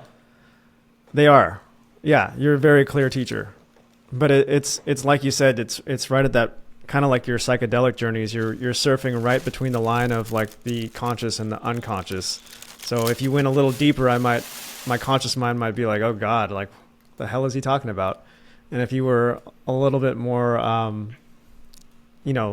less deep, I might be like, oh, this could be deeper. It would be too fluffy. But you notice, Mark, I spent a lot of energy and time and money to hire a world-class artist to create the best diagrams and art I could to access the unconscious and take complicated concepts and graphically demonstrate them so I can take you step by step. This is how you look at God honestly. This is how you this is what spirit is. This is what the soul is. This is what the 3 primary hormones are that control everything in your body. And if you don't know how to manage them, you're in deep trouble. Insulin, adrenaline, and cortisol, right? And look at the problems we have with those 3 right now. So I took the very best of me and I put 10 years of work into creating something that would be as deep as I could possibly go, but know that I'm always there in every meeting where I guide people through these lessons, and I'm there, as will other mentors be, to answer any question you have. And not only do I answer your questions on those lessons, but I'm there to support you through relationship challenges, health challenges. So people get the same service that people pay me $750 an hour for one-on-one consultations for, in these sessions because I have a deep commitment to supporting people through what we're going through, because this has to be a grassroots movement from the bottom up. We've got to come up with our own systems for telecommunications. We've got to come up with our own food systems, our own water protective systems. We have got to remember that the government is made of the people, and we've got to start creating educated, spiritually intact, conscious people that are not sucked into polarized religious ideas, that have a genuine religious experience that they engage on their own, as their own, out of love for humanity, love for life, love for themselves, and love for the world. And if we don't do that, well, we've already talked about the future. I mean, all you've got to do is look into your imaginary crystal ball and consider the state of our soils, the state of our oceans, the state of our waters, the state of our skies, and read The Future of Life by Edward O. Wilson, a famous, scientifically celebrated man who has over 100 degrees awards in science, who told us exactly the status of nature. And you say, okay, if everything goes back to normal right now, we keep fracking, drilling, and putting up more electromagnetic polluters in the sky called communication satellites, and speed from 5G to 6G, and look at all the problems, and the list is long. Just ask yourself, how many years before we collapse nature? Well, I'll tell you, Steiner warned about 110 or 15 years ago, life as we know it depends on two things, bees and trees. And when either of them reaches a critical level, life will cease to exist as you know it. Well, if you look at the number of hectares of the rainforest being cut down every day, and forests all over the world, and where we're at with the status of trees, we're at the very brink of destruction. And bee populations are dying out worldwide like crazy. Bee farmers are in a frenzy, and it's been tracked back to two things: the abuse of pesticides and electromagnetic pollution. There's amazing videos I've seen of bee farmers testing what happens when you put a cell phone in a beehive. You take a live iPhone and set it on a beehive or near it, and within 24 hours, every one of those bees will vacate that hive, and sometimes they all die from one cell phone. Ross Addy, a researcher, showed that a cell phone signal is 1 million times the power of your brain signal, the brain cells' electromagnetic impulses they use to talk to each other. So to put that in perspective, what would it be like if, as I was talking to you right now, somebody turned the volume of my voice up 1 million times? It would destroy your house. It would blow your eardrums out, right? Well, the signal that we hold to our head all day long is so much more powerful than the cells our brain communicates with, the frequencies and the intensity of the signal. It's like putting lightning through your head, and it does that to nature.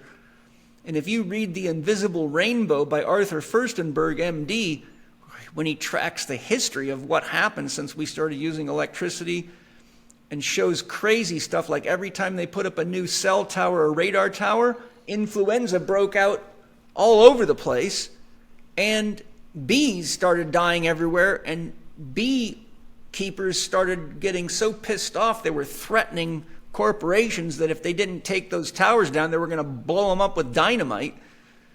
We've known about this stuff for a long time, and he shows you all the lies that this telecommunications industry is telling people, and how they bury all their own scientific evidence of what's going on.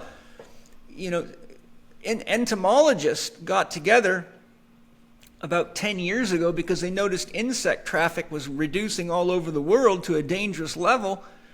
And after a worldwide collaborative study, they determined that in the last 50 years, insect traffic has reduced 75% worldwide. That's the sex organs of this planet. Okay, so Steiner warned bees and trees is what humans like. So bees means insects, and trees means oxygen, and many other things. And we're wiping that shit out all just to have a cool iPhone and instant gratification and supermarkets full of garbage that do nothing but poison the oceans. Here's one for you. Did you know it takes 2 to 3 times the amount of water any plastic bottle holds to manufacture the plastic? It is said the next world war will be fought over water shortages between 2030 and 2050 if we make it that long, because only 1% of the world's water is drinkable. And we're wasting huge amounts of money on water, huge amounts of water on commercial farming, which is a complete water waster because of all the reasons I could give you, but too long of a discussion. And we're making billions and billions of plastic bottles that take 2 to 3 times the amount of water the bottle holds to make the frickin' plastic. For what? Right? We've got major corporations like Nestle buying up water rights in the ground. And there's many places in the world, including California, where when you buy a house and a property, you do not have the rights to drill a well because it's owned by a corporation. Bill Gates and company are trying to basically categorize the entire of this whole natural kingdom and make it a commodity that they can control and sell. Like, this is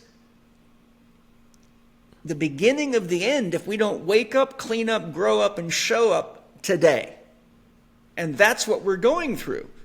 I started Spirit Gym to do my very best to empower people to wake up, clean up, grow up, and show up, and have their own authentic relationship with Source. I don't care if that means being an atheist. It's a meta-myth structure. My big question to you is your philosophy or your religion working for you? Is it helping you have more love, more life, and more freedom? Is it helping grow you in your responsibility in relationships? Is it helping you mature into a responsible adult? So you can come to me with any philosophy you want to. When people come to me, they come to me because they're in trouble. I'll give you a perfect example. You can't even count the number of times I've had vegetarians come to me with diseases and cancer and all sorts of problems.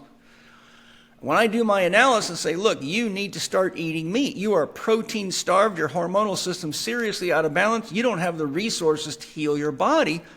And we've got to get you. And your parents come from England or Germany. You were raised on genetics that come from somewhere where the ground freezes in the winter. And I got news for you. Plants don't grow out ice. Your genes are designed to run on animal fats and proteins, and without it, you are going to be exactly where you're at right now.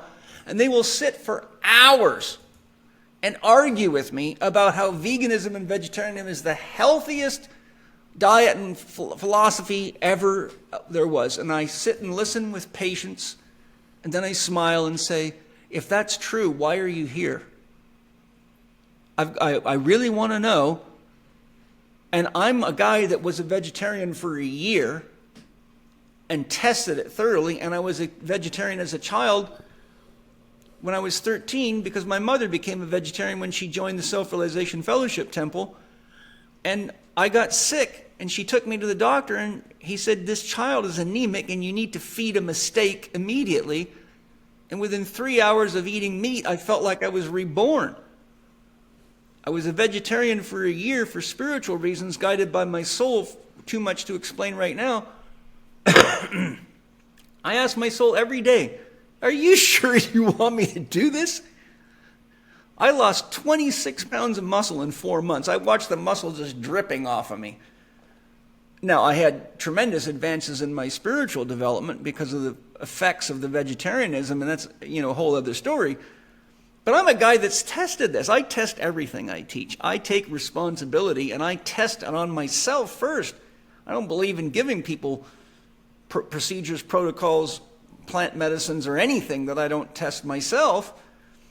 And so, one of the things Jung warned is whenever a culture's myth breaks down, isms pop up everywhere, and what came out of the Second World War was Nazism. Okay, and so when you look at all the isms, scientism, industrialism, then you've got all the list of isms is so damn long. What's an ism? It's a cult. It's a cult that keeps you unconscious and always has a mommy or daddy figure telling you what to do and what you must do, or you're going to get killed. And we have a long history of problems with cults. And the funny thing is, people accuse me of being a cult leader. I crack up when I say, I was like, oh yeah, right, okay, I'm a cult leader.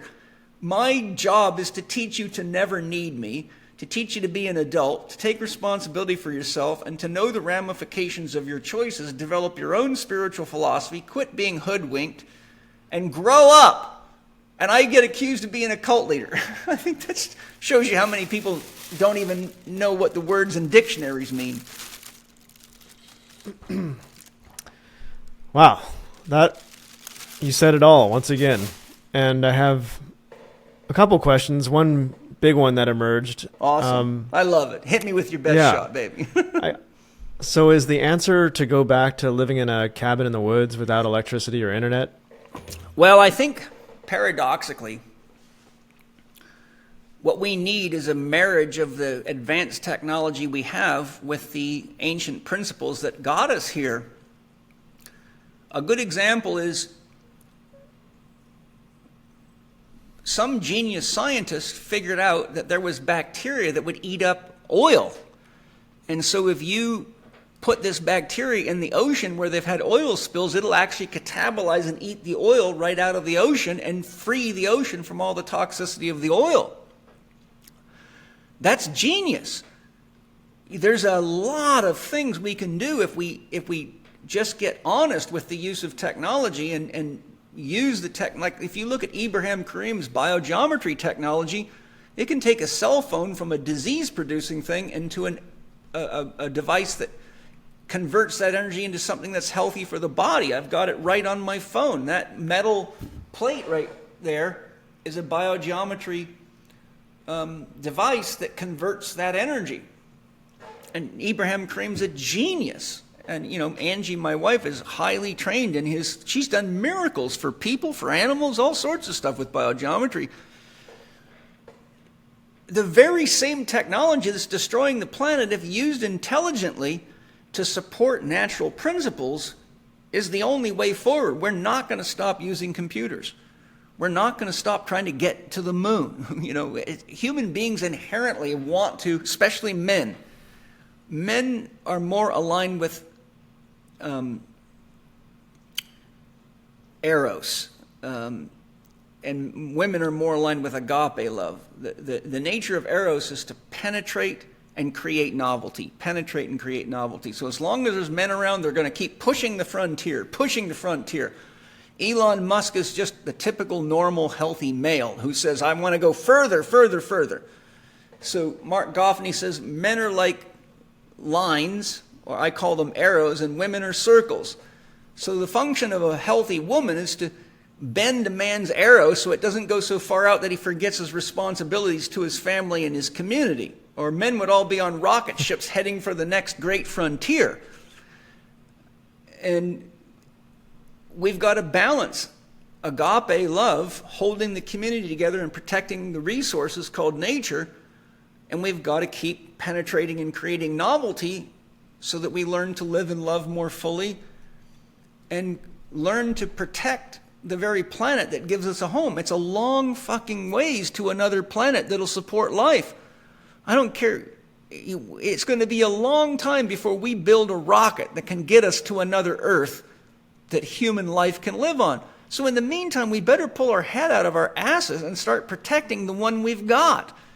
So in a nutshell, what we need is a mature adult relationship with science, and we need to honor and respect and utilize all the technologies our ancestors developed to protect natural resources, to not overhunt, to not overfish, to not overcut trees down, to think 7 generations ahead.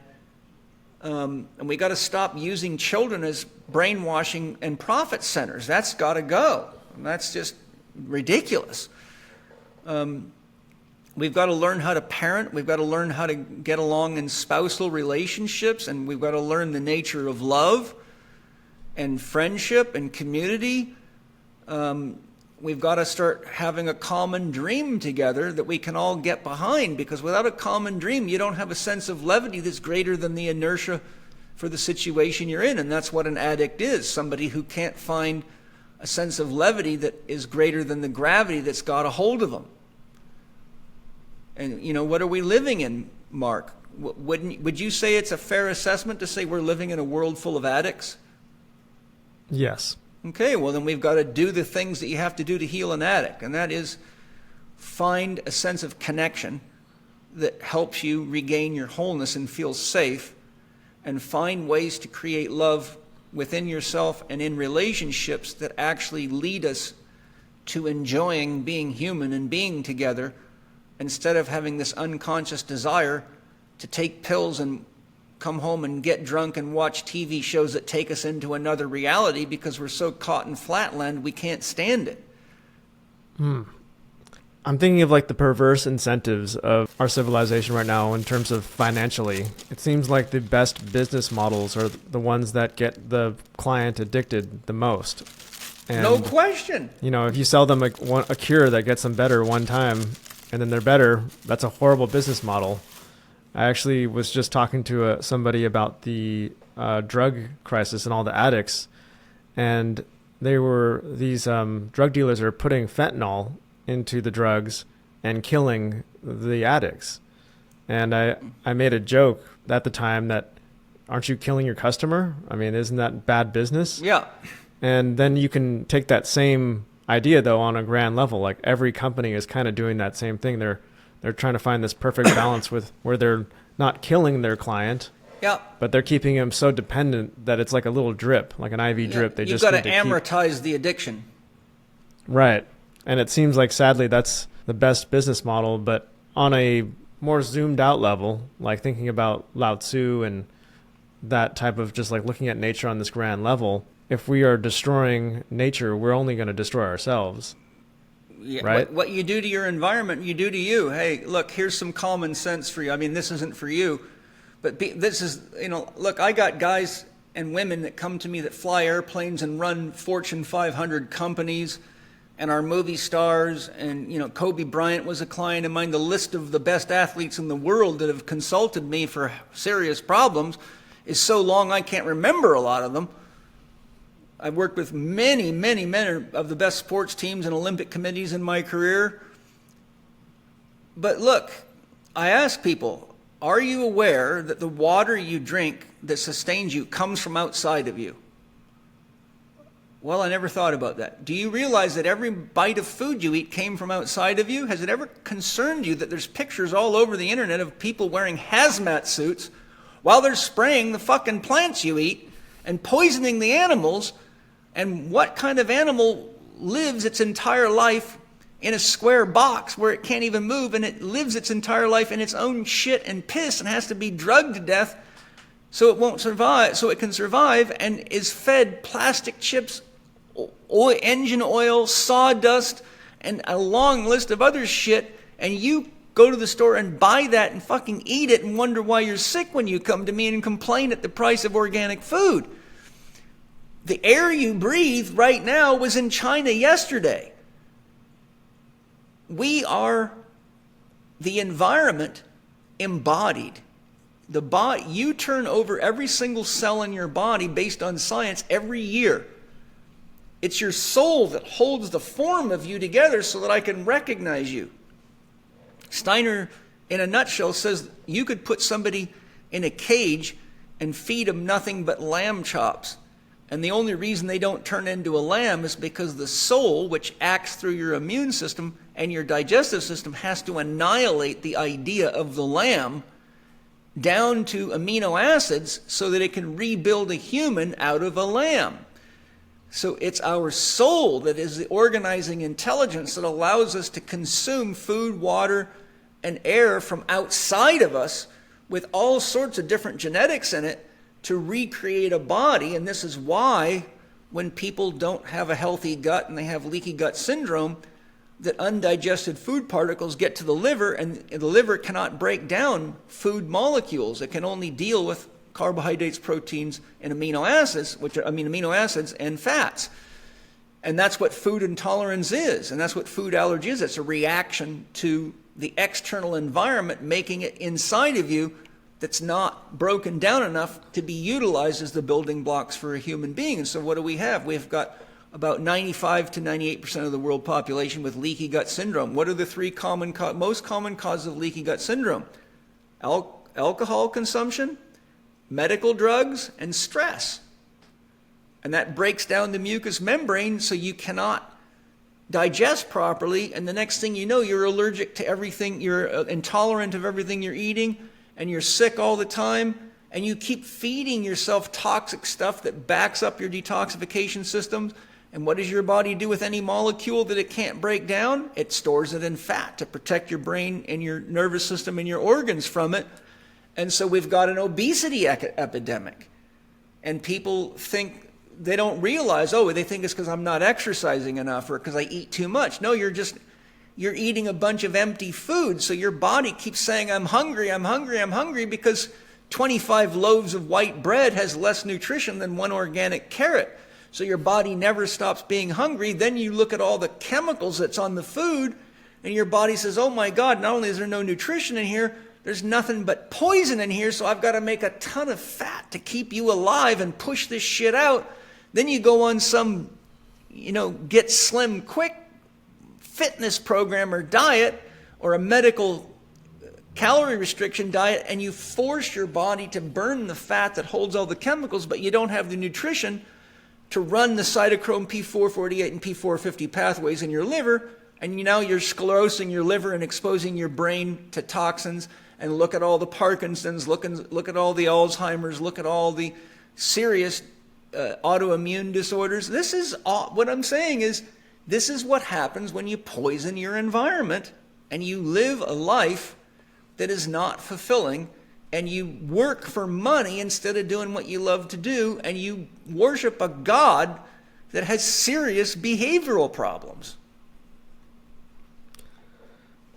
Yeah, it seems like nature is now rejecting us. We've tampered with things so much that you look at things like the birth rate. Yeah. And it's getting harder and harder for people to have kids. And, countries like China have had to completely reverse their birth policies. Mm-hmm. They used to have one birth per family. Now they're trying to get people to have 3. Countries like Japan are losing like over 1 million people in their population per year. Mm-hmm. And if you look at sperm count, this is not just a life choice. It's actual physical, like our men's sperm has declined 60% since the 1970s. It's declined globally. I've got studies going all the way back into the 1920s showing the decline of sperm. I got books in my library that'll shock you. Books written in, look at the book, The Living Soil and the Holly Experiment, written by Lady Eve Balfour in 1946. She's got studies on sperm counts and showed the sperm count of a healthy male and what it had dropped to then, and this is 1946, and she showed putting someone on a 25% organic diet caused a significant improvement in the sperm count. 50% organic diet would bring the sperm count almost to normal, and 100% organic diet would bring it up to optimal and beyond. And this is in 1946, but I want to go back to something you said. It's not that nature is rejecting us. Nature is giving us back to us. I have a philosophy, a system, a way of teaching this to my students that I call the ECHO, which stands for energy, chemistry, hydration, and organisms. Whatever you do to the energy of the environment, you get back from the environment. Whatever you do to the chemistry of the environment, you give it back to yourself because you're eating, drinking, and breathing it. Whatever you do to the organisms of the environment, you eat them, and that you've done it to yourself. And hydration means whatever you do to the water in the environment, you do to yourself. So we are constantly living in the echo of our own conscious and unconscious choices. So it's not that nature's trying to get rid of us, it's that we're getting rid of ourselves because we're poisoning the very hand that feeds us. That's what's going on.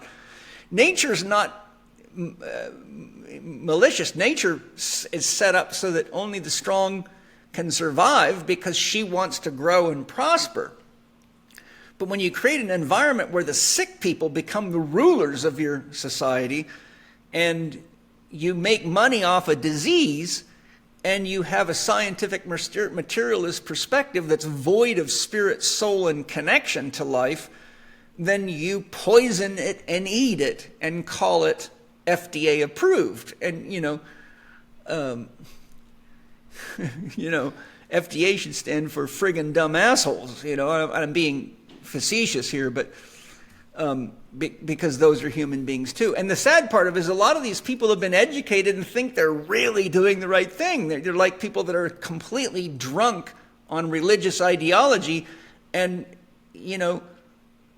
look, when I was 8 years old in a Christian church, being told God is love and Jesus is the Son of God, and I had to sing Onward Christian Soldiers marching off to war with the cross of Jesus going on before, I was very confused.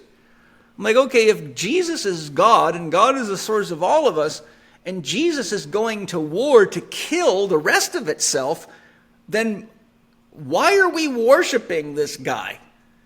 And nobody would answer these questions for me. In fact, I got talked down to and told, stop talking, stop asking questions. It was only when my mother became a yogi that I asked these questions to monks that I got listened to and got looked at in the eyes and actually got honest connection. And it was the first time as a child, I was 15 when I went to summer camp. It's the first time I felt safe around adults.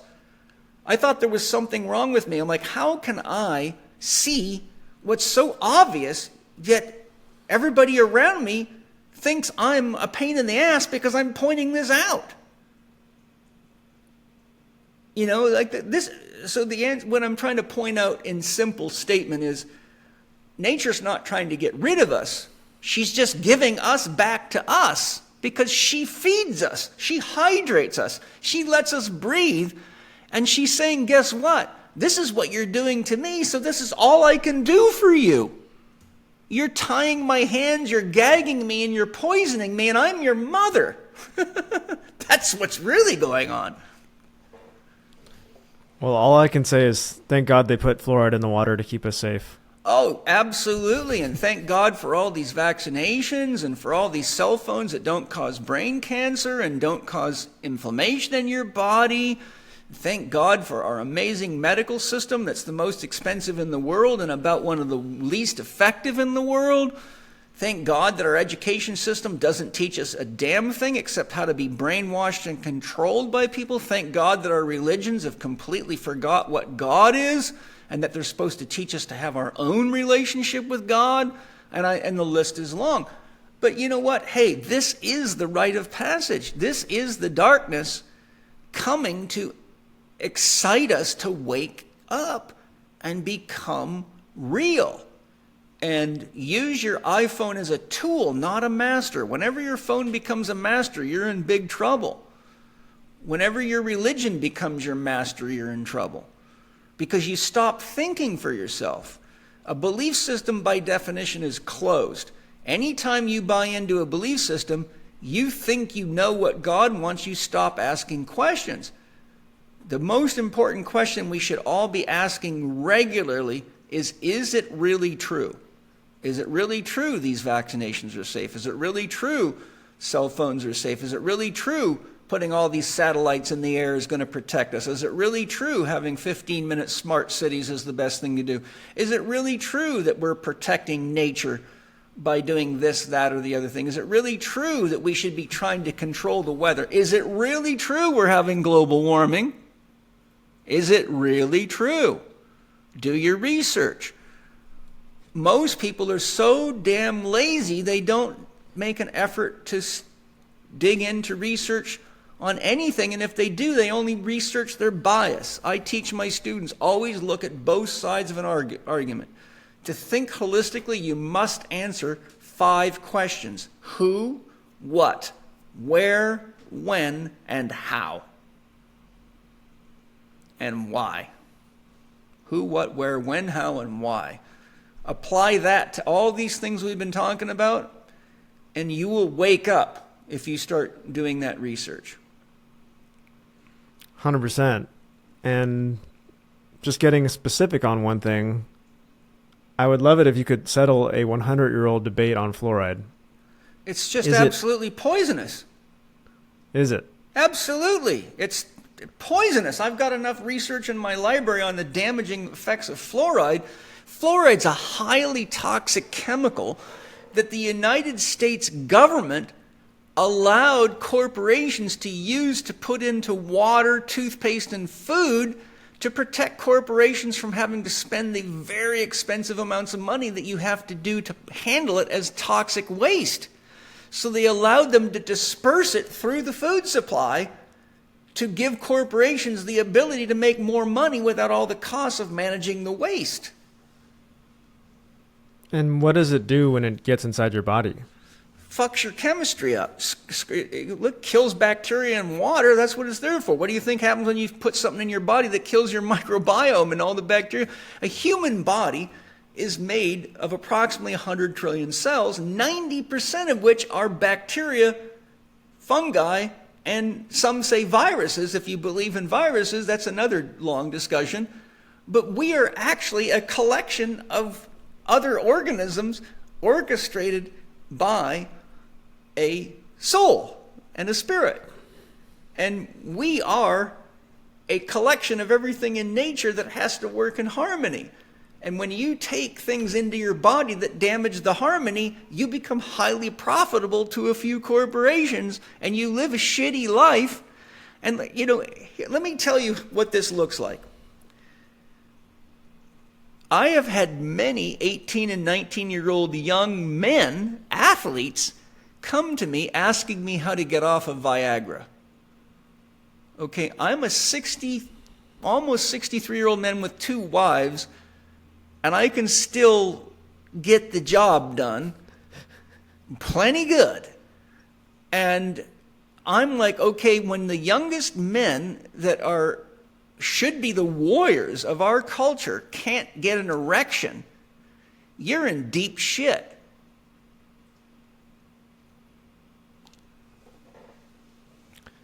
And this is fluoride's fault? No, this is all these chemicals' fault. This is the fault of antibiotics. Like, we have an antibiotic war going on. We've now got bacteria in hospitals that no antibiotic will stop. The number of people that I've had to consult that got sick in the hospital and got MRSA infections and things for which no antibiotic will touch. We have actually trained the bacteria to consume anything we can throw at it. Now you've got flesh-eating killer bacteria because of the abuse of this stuff. We've got this whole germ theory. People are scared to touch their genitals. People wash their hands with antimicrobial soaps. I mean, this is just absolutely asinine. This is so far from the reality of how nature works. It's a friggin' joke. People don't sit and ask, how do we evolve for 2 million years without antimicrobial soaps and antibiotics and a long list of other shit? I mean, come on. It's so stupid. I mean, I'm not trying to be rude or disrespectful of anybody. I'm speaking as an educator that spent my entire life devoted to researching this stuff so I could help people. And I have to say, some of the most crazy arguments I've had is with medical doctors. Like, I'll give you an example. I was giving a lecture in, I think I was in, where was I? I was in, I think Tahiti or somewhere. I was at a Club Med resort. I think I was in Tahiti or Fiji or somewhere like that. I was giving a lecture based on my book, The Last 4 Doctors You'll Ever Need, How to Get Healthy Now. And I talked about the importance of salt. And I, talked about what salt is and what it does. And after the lecture, some medical doctor walked up to me with his wife and his 3 kids and proceeded to try to tear a strip off of me about how dangerous I was and how misleading I was to people. And do I know how many research studies there are showing that salt causes high blood pressure? And this guy was red in the face. I thought he was going to hit me. And I waited patiently. And I said to him, I have a question for you. Do you know the difference between sodium chloride and salt? And he paused like he looked stunned. I said, did you know that 98% of all the salt sold in the world, including every supermarket, is actually sodium chloride? Because most of the salt in the world is used for chemical processing, and only a small percentage of it is eaten by human beings. And they take the 40 to 42 minerals and trace minerals and up to 40 ocean elements out of it and sell it to you through GNC and health food stores as minerals and trace minerals. And what you're talking about is not salt. It's a chemical that disrupts human physiology. But there's tons of research showing that we need salt. Animals will walk miles in nature to find salt. And sea salt has up to 42 minerals and trace minerals and up to 40 trace elements in the ocean, all of which are sources of nutrition. And minerals are some of the chief regulators of the human hormonal system. When your hormonal system's out of balance, you're going to get changes in blood pressure in either direction, usually higher. I said, so it's fine for you to be upset at me, but at least know what you're talking about before you start trying to bite a guy that actually is telling you the truth. And he just was stunned. He was literally sweating. He was shaking, and he just turned around and walked away. And I've had a long string of these types of encounters. Yes, I had a similar conversation with a doctor that left her speechless. And I'm not a medical doctor at all, but I've worked around them for a while. And one of them just brought up out of the nowhere. She said, I can't believe people go out of their way to get water that doesn't have fluoride in it. Don't they know that it's there to help their teeth? And that's not even true. There's tons of studies showing that's bullshit. And I said, well, how does it help their teeth? And she says, oh, well, when it touches their teeth, it's a topical treatment. Oh, yeah, right. And then I'm like, well, then why do they have to swallow it? And then she was kind of like blown away. And she said, well, there's not enough fluoride in the water to affect your body when it's inside it. And I said, well, then there's enough fluoride to somehow help your teeth when the water rushes right by it? Right. How can you have both? Well, you're using common sense and logic, which is extremely rare today. It is a bit rare. But you did say something earlier that caught my attention that I would like to circle back to. You said something about people believe in viruses. Yeah. Are viruses not a real thing? If you look at Thomas Cowan, Dr. Kaufman, let me see if Penny's here. Penny, can you please come help me? I'm going to give you a paper that'll blow your mind. I can't wait for this. I've got a huge book, about 600 pages of research. And basically, when you track the whole virus story right back, it leads right back to the Rockefellers and all these people. But there is no substantial research of any objectivity proving the validity of viruses. And one guy that's done plenty of talking about this is Andrew Kaufman, MD, who's a forensic psychiatrist and worked in the biotech industry for years and is a super, super smart guy. And he showed that first of all, are you aware, for example, that in many court cases around the world, the person who was trying to defend themselves for having to get vaccinated and mandates and all that stuff got their lawyer to ask for physical evidence that the virus exists. And in every case, they had to throw the court case out because nobody can provide any physical evidence of the COVID virus. Nobody. Really? It's never been able to be provided in any court case anywhere in the world. And Dr. Kaufman shows that this is all done on computer models, and they predict viruses, but there's actually not a physical virus. And so he's had debates with lots of people over this. So there's some kind of hair splitting and some twisting. It's kind of like a murder mystery. So I don't run around telling people there's no viruses, but I do look at the research. Here, give me 10 seconds because Penny must be busy. I'm going to grab this paper for you. Okay. All right. Here you go. It's called A Farewell to Virology, Expert Edition by Dr. Mark Bailey, published September 15th, 2022. And it is one of a variety of different scientific papers and studies, and it goes into everything about it. It's very comprehensive. It is 67 pages long. So they have never isolated the virus? Nope. When you track it back step by step, you get to one scientist, and many have gone to him, and even people that I've heard on interviews, and they will not give them the research. They always get something like, oh, it's secret, or some silly ass answer like that, or it's can't be shared, or it always leads to an impasse, which is ridiculous. Because as an artist, I've drawn viruses in many of my videos. Well, you've drawn the pictures that somebody else made for you. But they have I've always thought that the viruses look so weird. They look mechanical. Like you've seen the common conception of what a virus looks like. It has like a platonic solid at the top, and then it has this weird like corkscrew and then it has like these legs at the bottom. It almost looks like a mechanical bug.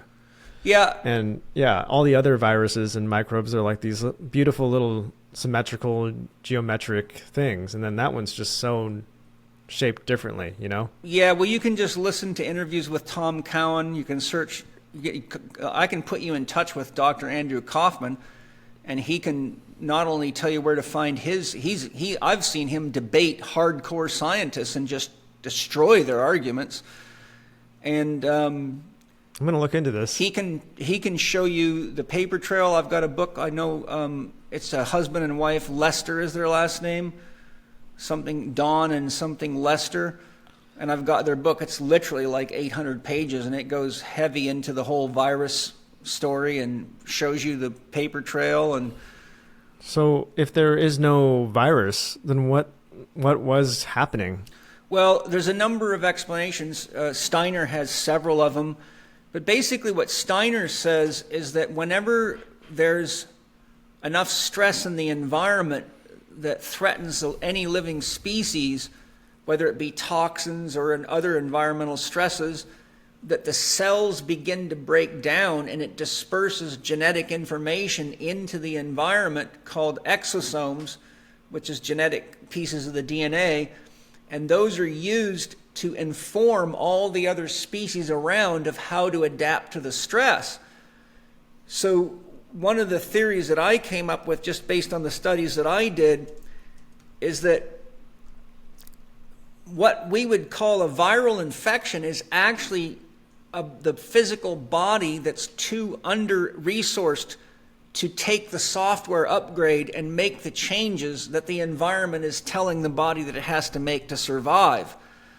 An analogy I give my students is if you take a computer that's say 10 years old and try to upgrade the software to a modern software, the amount of RAM it takes and the amount of technology it takes to run the software will just collapse the computer. It'll literally just collapse it. You understand what I'm saying? Mm-hmm. Well, let's just say you have an environmental stress, like say the plants are all dying off from glyphosate, and so the cells are breaking down and they're sending out this information into the environment, and so that comes into your body, and it's telling your body you have to prepare yourself for this chemical because it's killing everything, it's killing us, and your body does not have the resources or the energy to make the upgrade. Well, what you'll get is a bunch of symptoms of illness, and oftentimes you get what's called a Hexheimer reaction. So if you detox somebody too quickly, it can make them very, very sick. And that's called a Hexheimer reaction, but people actually think that they're dying or they think they've got another disease, but actually it's the fact that they're releasing so much toxins. You see this with heavy metal detoxes quite commonly. I did it to myself by accident. I'll never forget that. But I was using a product called Metal Free, and you're supposed to start off with one spray and do that for a certain period. I think it's like a week to 10 days, and then you go up one more spray. And I didn't feel anything happening. And this is when I was younger and not quite as wise as I am now. And so I thought, well, shit, I don't feel anything. And, I used to be an alpha male badass paratrooper. I thought I could handle this little bottle of shit, ain't going to do nothing to me. So I went from 1 to 3. Well, I'll tell you what, within about 3 hours, I had a headache so friggin' bad, and it felt like someone was driving ice picks through my eyes. I had to close myself in my bedroom and close the door. I couldn't even let light touch my body.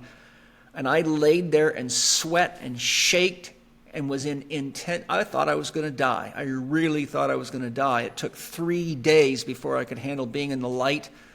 I couldn't move my body. I'm like just going from 1 to 3 sprays and I had very high levels of mercury, aluminum. When I was a paratrooper, when you're a paratrooper, you have to be vaccinated to go to any country in the world because we have to be on call to be in any country in the world within 24 hours. So you're vaccinated against every damn thing under the sun. We had to get 23 vaccinations.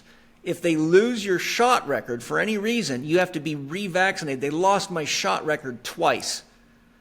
I had to get all those vaccinations 3 times. So when I started having some mental challenges, like my mind wasn't working good, I couldn't remember things, I had foggy headedness, I had all the symptoms of a really bad brain injury. And so I was studying functional medicine, so I ran a pile of tests on myself, and I had super high mercury levels. And I had very high aluminum levels. What's in vaccines? Aluminum. I had everything that they put in vaccines at very high levels. And so when I did that detox, it released so much of those heavy metals out of my body, it damn near killed me.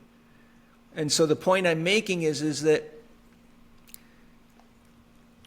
it took a lot of my physical energy and life force to make it through that detox, which you could call a software upgrade, an analogy. So when you have what Steiner says is this genetic information released to warn all the other species that they have to be ready to protect against this, it takes a lot of energy and nutrition to make these upgrades, and if you don't have it, then what you get is an illness out of it that can wipe you out instead of an adaptation to the stress. Yeah, so it's almost like a domino effect. Yeah. Interesting. Thanks for that answer.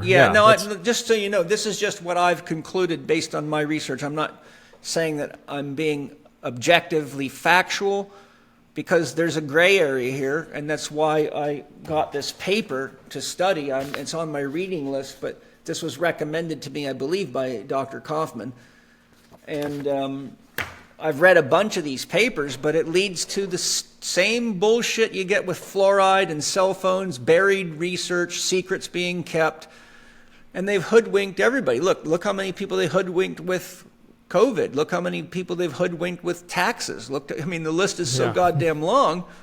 Most people are just too lazy to look into things.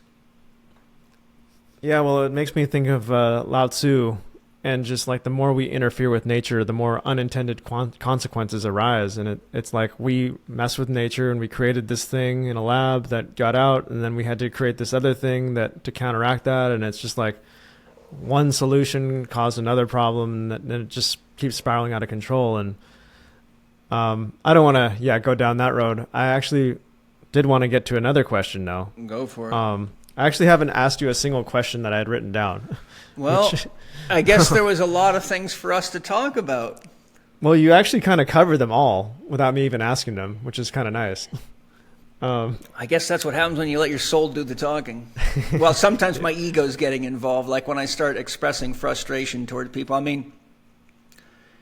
My soul is aware of what God is, and everybody's God, even the people that we don't like or that frustrate us. But you know, look, I grew up as a boxer, a kickboxer, a motocross racer, a stock car racer, a drag racer, and a rodeo rider and a paratrooper. So needless to say, there's still some fire left in me. And, you know, at 60, almost 63, I'm a very tame version of my young paratrooper self. So I have to really rein the dragon in, because when I see people getting lied to and abused and manipulated like this, I remember my oath to protect the United States against enemies foreign and domestic. And what's disgusting to me is that our own government and our own three-letter agencies are now the biggest enemy of Americans there is. And that, unfortunately, brings the warrior out of me, and that part of my spiritual practice, I have to manage that inside. Because if this was going on when I was a paratrooper, I would have rounded up a bunch of Navy SEALs and Green Berets and Delta Force guys and said, let's go take care of this, because this is going to get everybody killed. Yeah, we're living in interesting times for sure. So, but my question to you is more about the relationship side of your life. I'm curious about the two wives. How does that work? Beautifully. wouldn't change it for the world. You know, the backstory on that is I was married to my first wife for 17 years, you know, and my early childhood programming until I was age 12 was all Christian. And my first wife was a very beautiful woman. She was an elite athlete, and we were together from the time we were 16.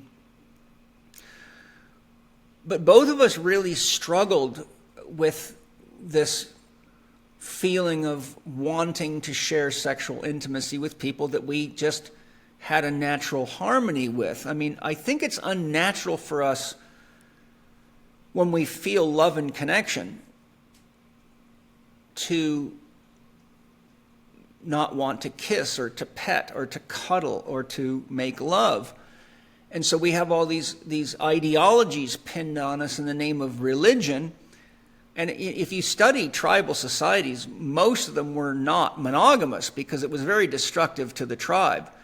One of the things, and I've studied it, so that's how I know, one of the problems they had was that when tribal societies practiced monogamy, after a woman had given birth, she would get pregnant so fast that they found that it caused women to die at a much higher rate, and the tribe depends on women much more than it depends on men.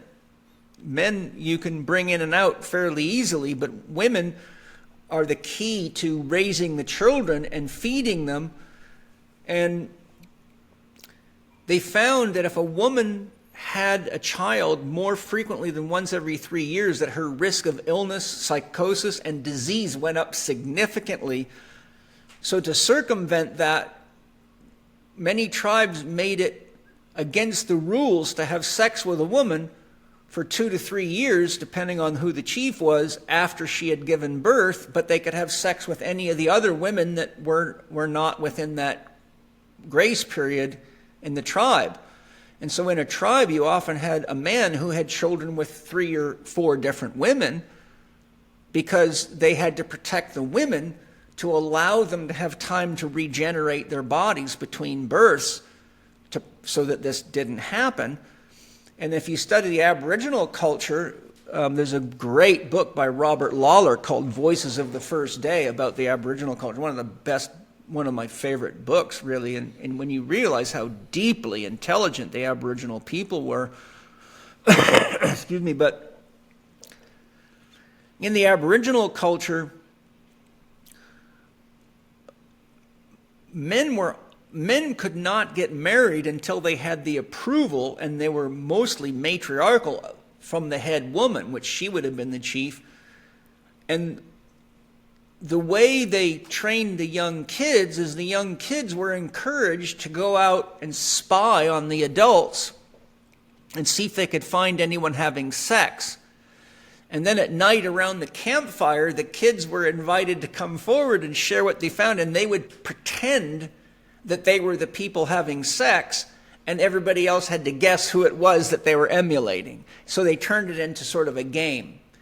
And then the young men were encouraged to go to any of the married women, and they had a structure in the middle of the village where they could meet, and all the married women were encouraged to have sex with the young men, and until every woman in the tribe voted that a young man had learned how to love and pleasure and care for a woman, he could not get married. And oftentimes it took till they were between 35 and 40 years of age to finally get approval from the women in the tribe.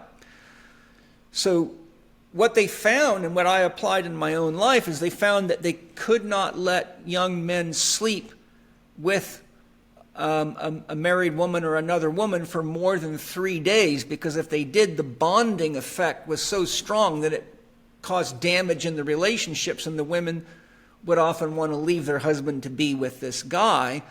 So they made a rule: you can't sleep with any two people can't sleep together unless they're married more than 3 days.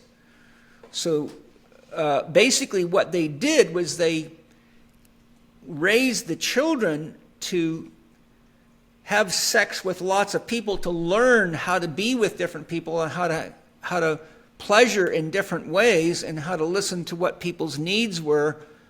But then once they got married, they had the primary relationship, but the women were tasked with making love to the young men as training.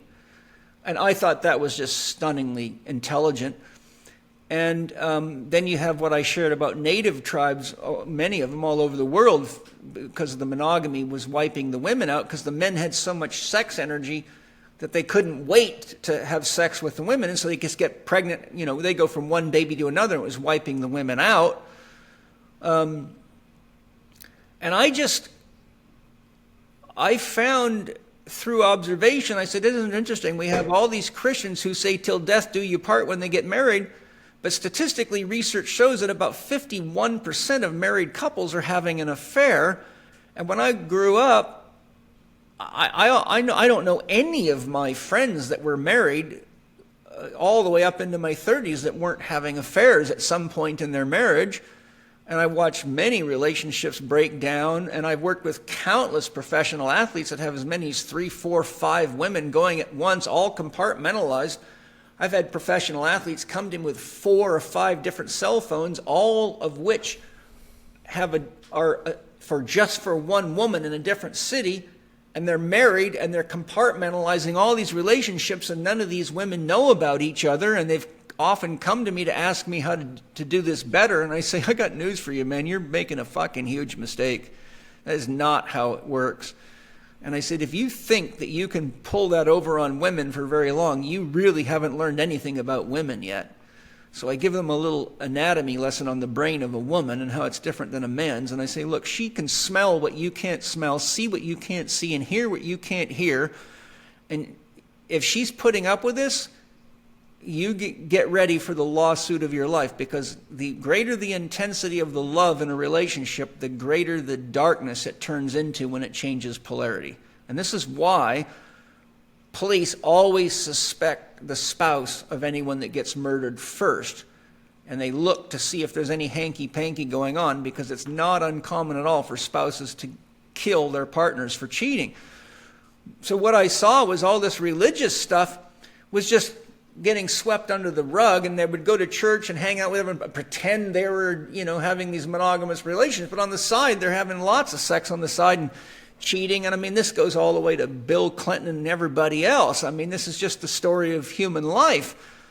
And so I made a commitment to myself after 17 years of marriage. I would not have a relationship with a woman unless she understood that I was not going to limit myself to one woman, but that I would always be honest, and I invited her to do the same. And I said, as long as the relationship's working for us, we'll stay in it. But when it's not working, let's not torture each other. I don't want to have to live that way again. And I promised myself I would never get married, but I went through so many women after my divorce, because I'm so committed to my work with the Institute and building the Institute, and I have a very deep soul sense of why I'm here, that women kept trying to control me, and then they would get upset because I would be coming home work till 8 or 9 o'clock at night, and they'd be mad that I didn't come home and have dinner and sit around and play with them or watch whatever. And I would tell women, look, I am on a mission. If you're here to be mission affirmative and supportive and you believe in what I'm teaching, then we'll have a great relationship. But the day you start getting in the way of me being who I came to the world to be, it'll be the end of the relationship. So after 15 or 20 of those, I spent a year and a half meditating every day doing Paramahansa Yogananda's Soulmate's Prayer, which is, bless me that I choose my life's companion according to the laws of perfect soul union. And I just sat and meditated, and I wrote down everything I wanted in my ideal partner. And I wrote down everything that I would do to be her equal, and I practiced doing that. If I wanted a great lover, I had to practice being a great lover. If I wanted empathy and compassion, I had to be empathetic and compassionate. So this became a spiritual practice for me, and after a year and a half, I was sitting on the Gold Coast in Australia between workshops, and all of a sudden I started having a very powerful vision of this very pretty blonde-haired girl, and I recognized her. She had a space between her front teeth, and I thought, oh, that's unusual, but she's very beautiful, but she had this space, and she was smiling at me. She would show up in my meditations and smile at me. And so I said to my soul after this kept happening, is this the woman I'm going to be with? And my soul said, yes, you are going to be married to this woman, and she will be your partner to help you fulfill your life mission. And I said, but I don't want to get married again. And my soul said, yes, you will. So, interestingly, a week later, I was giving a lecture at the Australian Institute of Sport in Canberra, Australia, and I'm setting up my slide projector screens. This is way before digital stuff. And I felt somebody walk in the room. And I turn around, and it was the woman in my visions right in front of me. And every acupuncture meridian in my body lit up like I'd been hit by a lightning bolt. And I literally couldn't breathe and talk. And I went, oh my God, there she is in the flesh. And my first thought is, I wonder if this woman realizes we're going to get married. And so my next thought was, I hope she doesn't ask me a question. I won't be able to talk to her because I'm so shocked. First person to raise her hand was that woman. And I began asking her questions through the lecture. She would ask me, I said, oh, where did you go to school? Because my soul had told me a lot about her. Well, I've been married to that woman for 28 years. Her name's Penny Crozier, and she's my wife. And when we got together, I told her the story of why I didn't want to be married and why I didn't want to have a monogamous relationship. And she said, oh, I'm European. That's not a problem, So we agreed to be honest with each other, and as long as we were happy together, we would stay together. And I've always told her who I was with, when I was with. I told her, you can tell me or not tell me. Just, we had a promise we don't bring diseases home to each other. So, so we've had that agreement. But after enough years of being intimate with these other women and realizing that, as soon as they found out who I was, they wanted money, they wanted me to help this sick family member. My life got so complicated that it was just exhausting me. And so then, long story made short, I met Angie, and she, she got a degree in energy medicine, a degree in nutrition, highly trained shaman, 3 years of advanced training in shamanism. She got a degree in biology. She's an expert in biogeometry. She ran a very successful business. And Penny told me, she said, look, you can have as many wives as you want. But here's my rules. They have to cook, clean, contribute to the bottom line, and they cannot talk too much because I hate gossipy, yacky women. And so Angie met those criteria, and she's very successful, and she for many years has been the head of our nutrition and lifestyle coaching department of the Chek Institute. She's become quite world famous. My podcasts with her are mind-blowing. Just look up Angie Chek on Spirit Gym with Paul Chek or Living 4D with Paul Chek. And, Angie's the real deal on every level. And so I just realized that I'd found everything in one woman that I could ever want, and now I had two of them. And I was so tired of the stress of having to be involved in all these relationships. And believe me, I had some stunningly beautiful, intelligent women that I was making love to. So it was really a transition out of the necessity of not being distracted and having to get involved in too many lives, and I just couldn't deal with all that pushing and pulling from too many angles, and it was stopping me from having my own inner peace. And the sex just wasn't worth it. I tell all my students, I said, remember, there's good sex, but you got to be able to put up with them for 23 more hours. So don't let the sex ruin your logic.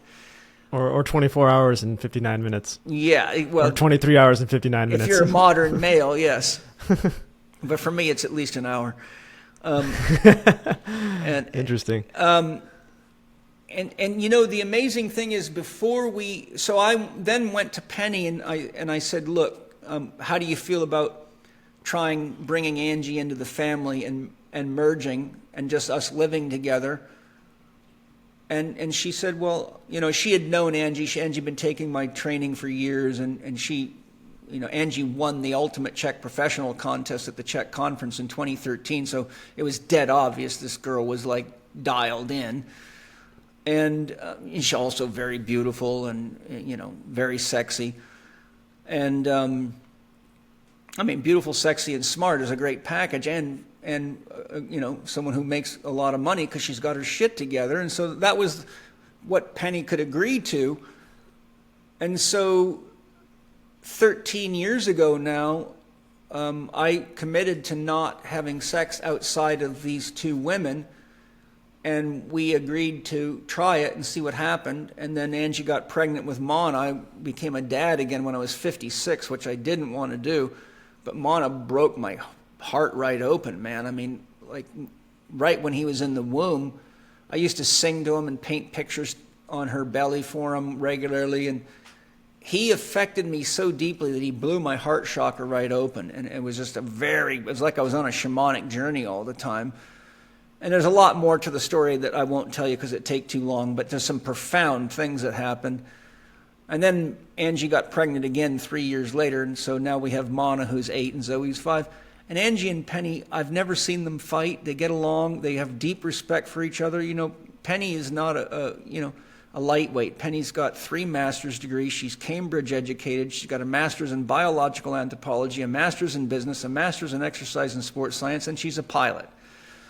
Wow. So, you know, you have to have a pretty powerful woman in the same house, or Penny's going to feel like she's just got another child to deal with. And Angie was the first woman that could hold her own and not make Penny feel like she had another kid in her presence.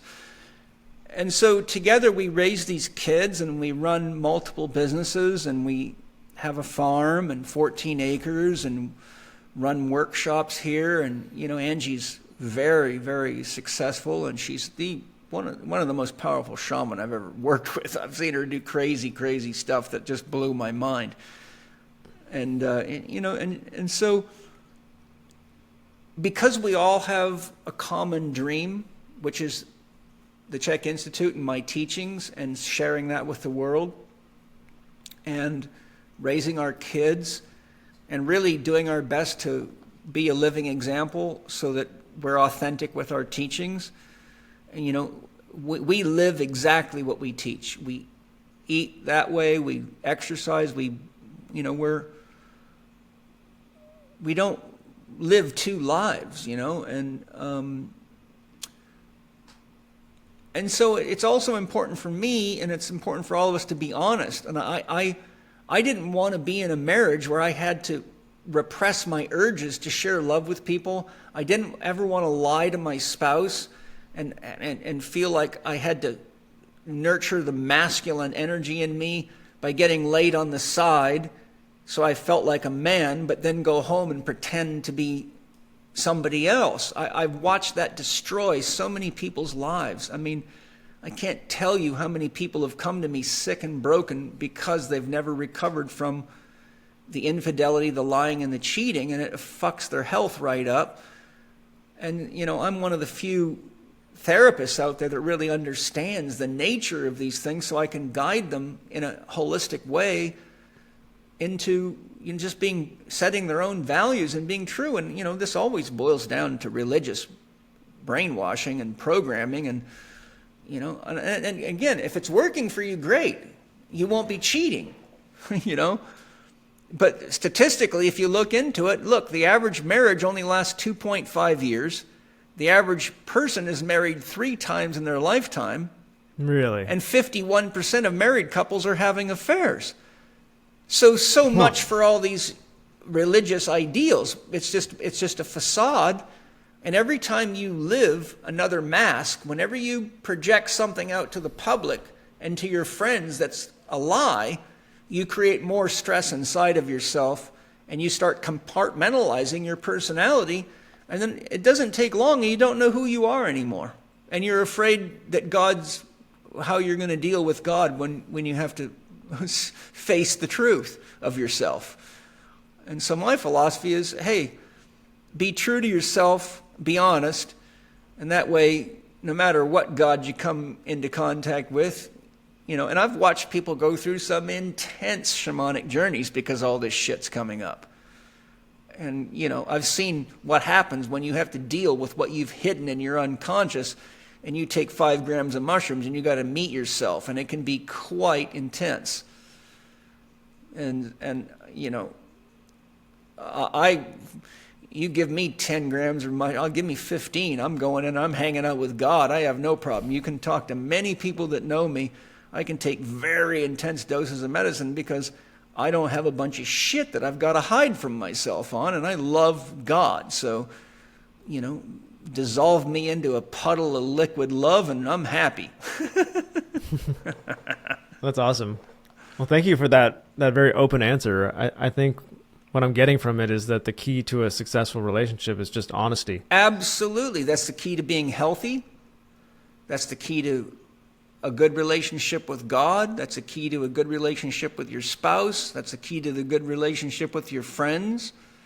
If you go to my YouTube channel, which is youtube.com/Paul Chek Live, I've got a series on there called The Fastest Way to Health. Mark, the first thing I say, the fastest way to health is to stop bullshitting yourself. Well, there's no wonder that so many relationships end in divorce, because I feel like people are putting on these masks when they go out and date. They make this dating profile with all these pictures that have been doctored up, and they're projecting this image of them that's not really them. And then they go on a date and they wear deodorant, and their partner doesn't even know what they really smell like. And then when they smell their natural BO for the first time, they're turned off and they're horrified. And it's like, well, that's a sign that you're not supposed to be with that That's person. right. If their natural scent Absolutely. offends you. Yeah. When you're with the right person, your body will want to eat that person.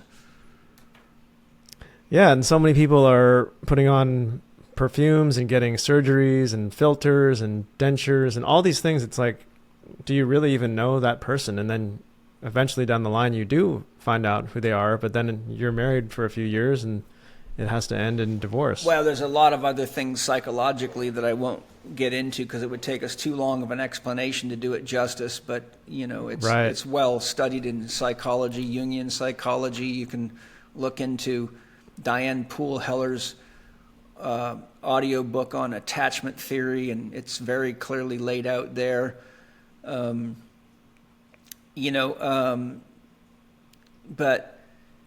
this is the resistance in Spirit Gym. Everything we've been talking about, that's the equipment in Spirit Gym, right? And everybody's clear on the fact that you got to go to the gym and meet resistance to keep your body strong and healthier, make it stronger and healthier. But people forget we've got to learn how to work with emotional resistance, mental resistance, and spiritual resistance. So Spirit Gym's really saying, let me show you the principles of how to work with yourself consciously at each of these levels so you can actually grow instead of just making everybody else the bad guy, playing the victim and drugging yourself out of your misery because you can't seem to get it right. And, there always comes a day when you wake up and realize, okay, I'm 30 now and I'm still can't get my shit together. Then you wake up when you're 40 And if you make it to 50, you're probably going to have one whopper of a midlife crisis. And I've had to guide many people through a midlife crisis. And research shows that today they're coming on earlier and earlier. In fact, psychologists are finding people as young as 18 years old going into a midlife crisis now. Well, Carl Jung said the first half of life is about the outer world, Yeah. and the second half is about the inner world. Mm-hmm. So I think at that transition of going from the outer world to the inner world, whenever that is, no matter what age, you're going to have a bit of a crisis. Well, it can be, unless, see, if you've been taught by healthy elders and teachers to do regular spiritual healing and have an intimate relationship with your own soul, then you don't have to confront that crisis. The inner life, the outer life in the first half is just the outward going nature of the yang energy that we all project because we're exploring the world and ourselves. But then at the midlife, we realize we're going to die, so we've got to prepare for that, which is why in India, for example, when people are at about 50 years age, they sell their business or give their business to their kids, and they choose a guru, and they spend the second half of their life going deep into spiritual training because they're getting ready to confront the reality of themselves. But I think that if we had the kind of teachings that I offer in Spiritism to teach you to have a relationship with your soul and do daily self-reflection and take stock of your relationship with yourself and with others and say, where could I have done better, and how can I show up tomorrow? Remember, there's 3 qualities to the soul. Plotinus was the first one to identify this. Abiding, which is the God function of witnessing, that part which is in but detached from, it's the witness.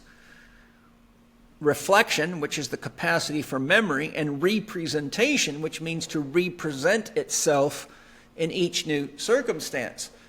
So every moment of our life, there's a witness within us. There's always something looking through our eyes that's behind our immediate consciousness. To be conscious means to be aware that you're aware. Homo sapiens sapiens essentially means the animal that's aware that it's aware. And we all have memory, so we can reflect, which allows us to take advantage of what we learn, but also recognize of what we shouldn't do again because it causes pain and trouble.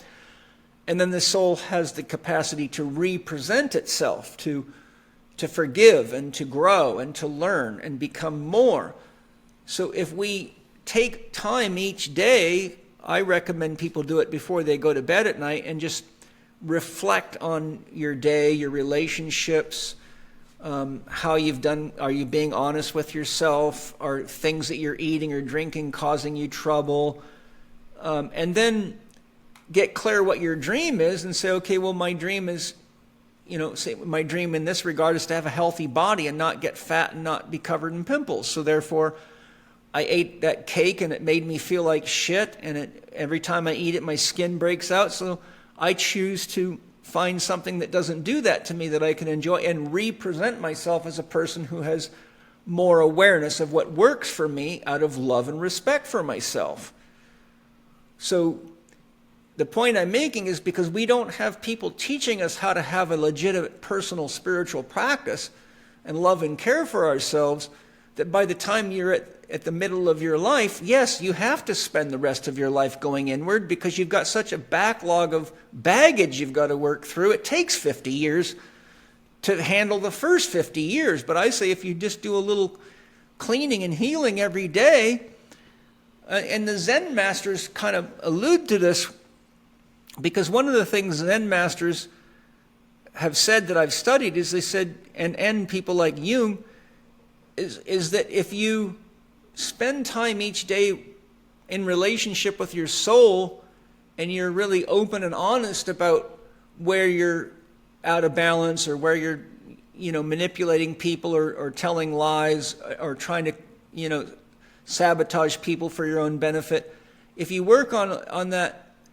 each day and stay in contact with your soul, then you find that people actually don't dream very often. But the more out of touch you are with your soul, the more your dreams come and the more intense they are, because your soul's having to bypass the resistance of the ego to get your conscious awareness of what you're actually creating in your life. And I found that in my own practice, that the deeper I got into my meditation and my spiritual self-development process and working with my soul, that I rarely have dreams. And when I do, it's usually to tell me about something that I'm overlooking, or maybe I'm afraid to look at because I don't want to, lose whatever my current, love affair might be, whether it be smoking tobacco or, maybe my soul's saying, hey, you're doing too many plant medicine ceremonies. You're not integrating this effectively. And I'm having so much fun that I don't want to look at it. So it shows up in dreams. And I know that if my soul has to communicate to me in dreams, I better pay attention so that I don't, do something stupid that is not, because to be a father is a lot of responsibility. And if we don't make intelligent decisions, we can really destabilize our family or destabilize our business. And I've had 63,000 students come through the Chek Institute. So I have a high level of personal responsibility that I carry to live the way that I want to see them live. Not that I'm a dictator or that I say you must do that. I say, look, the best evidence I have for my teachings is my own life. So I can get naked in front of you anytime. If you want to see what this 60-something-year-old man looks like and evaluate me, I'll be your first subject. Because, I tell my students, if you can't teach health and fitness in your underwear, then you're in the wrong job. Because you need to be able to demonstrate the truth of what you teach, or you might as well go get a job as a medical doctor. That's well said. And a question that just arose in my mind, that what is the most important thing a father can do for their children? Well, obviously love them, but you'll find it counterintuitive. Learn to play. And it took me a long time, but Steiner says most parents should not play with their children because they don't know how to play. And what happens is when they start playing with children, they keep telling them everything they're doing wrong and judging them. For example, a kid's drawing a picture of a car and you say, that doesn't look like a car, the tires are too big, or the trunk's too short, or that's not how you build a log cabin. So the kid actually becomes so insecure through the act of playing with mommy and daddy that it can become afraid to express itself. So Steiner says adults should not engage children in play until they learn how to play themselves, which almost always means we have to heal our childhood wounds because we're just enacting our own parental models at an unconscious level and inflicting our children with the very things that damaged us. So aside from loving your children, I think the most important thing for a father or a mother to do, and mothers are better at this than men generally, but not always, is to learn how to play and detach from an outcome. Just, celebrate the fun that it's fun to kick the ball and throw the ball, that your kid doesn't have to be a professional quarterback by the time they're in the 7th grade, and doesn't have to win every boxing match and doesn't have to win every track and field event. And, like I've worked with a lot of childhood prodigy athletes, and I have seen the ugliness of what mom and dads can do to kids, almost always hoping to make millions of dollars off of them. And boy, you should see some of the conversations I've had. I mean, I could tell you the names of world famous athletes with multiple gold medals whose parents damn near killed them in the process. Yeah, it's crazy to see like an Olympic athlete crumble when they train for 4 years and then they've got this 10-second moment to make it happen and then they just can't handle it. I think we just had a couple of gymnasts go through that, and it's just so much pressure to put on somebody for that one moment. And it takes the life right out of life. It's not healthy. As you know, I've worked with many, many, many of the best athletes in the world. I've worked for Olympic development teams with children, and I've seen the inside out of the athletic community, amateur and professional. And a lot of the coaches are as bad as the parents, if not worse. You worked with Sugar Sean O'Malley, right? Yeah, not professionally as a client, but they apply my teachings. I think they've done HLC1, and their girlfriends have done HLC1, and they've studied How to Eat, Move, and Be Healthy thoroughly, and they've come and met with me and spent time with me and stacked rocks with me and asked me questions, and occasionally Tim, Sean's trainer, will email me questions and just ask for some guidance on things. But they haven't hired me as a therapist or a conditioning coach. They've just studied my teachings and then asked me questions, which I answer out of love and respect for the fact that athletes at that level genuinely want to be healthy and be good examples for others.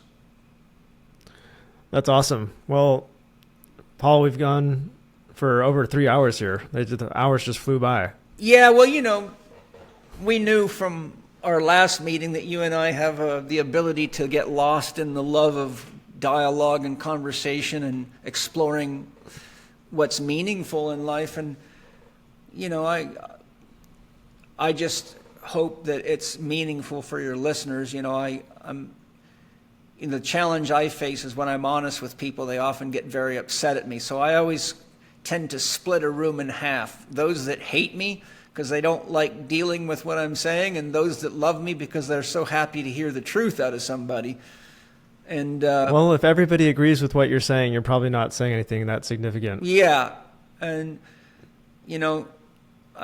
all I can say is I've got a whole life to back it, and I got 63,000 students running around the world helping people tremendously. And as we've shared, I've worked at the highest level of not only professional and amateur sports, but military organizations and corporations. And I've got 3 kids and 2 wives, and so I've lived life pretty fully. Like, the day I die, I tell people, don't worry about me. I've lived a full life. When I go, I'll be ready for a nice long rest for about 1,000,000 years. Well, you've done a lot, but the world still needs a lot from you. Well, I have a lot to give. That's what Spirit Gym is. It's my magnum opus, and people can look at it if they go to myspiritgym.com. And my podcast, of course, is Spirit Gym, which is you can see at paulchek.com. And I put a lot into my podcast, too. I mean, I pour my heart and soul into those things. And I can tell. That course is beautiful. They're long-form podcasts as well. And I interview the greatest minds I can find, including Mark Whitting. And well, I'm honored. Yeah. I'm honored to be on your podcast, and I'm so grateful that you would take the time, because I know how valuable your time is. So this means a lot.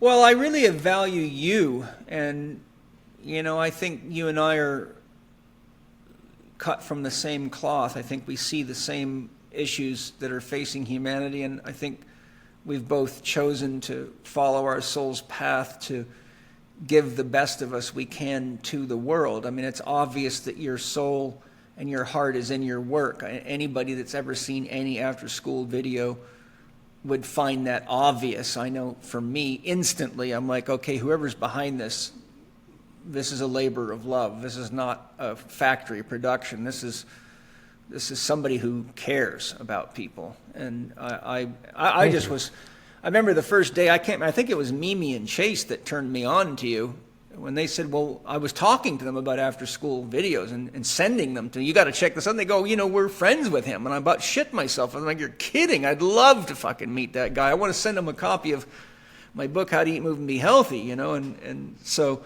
for me to get here, to sit here with you is really like, it's just a blessing. It's kind of like if I'm with Laird Hamilton or Gabby Reese or any of the people that I really appreciate because they really pour their heart out into what they do.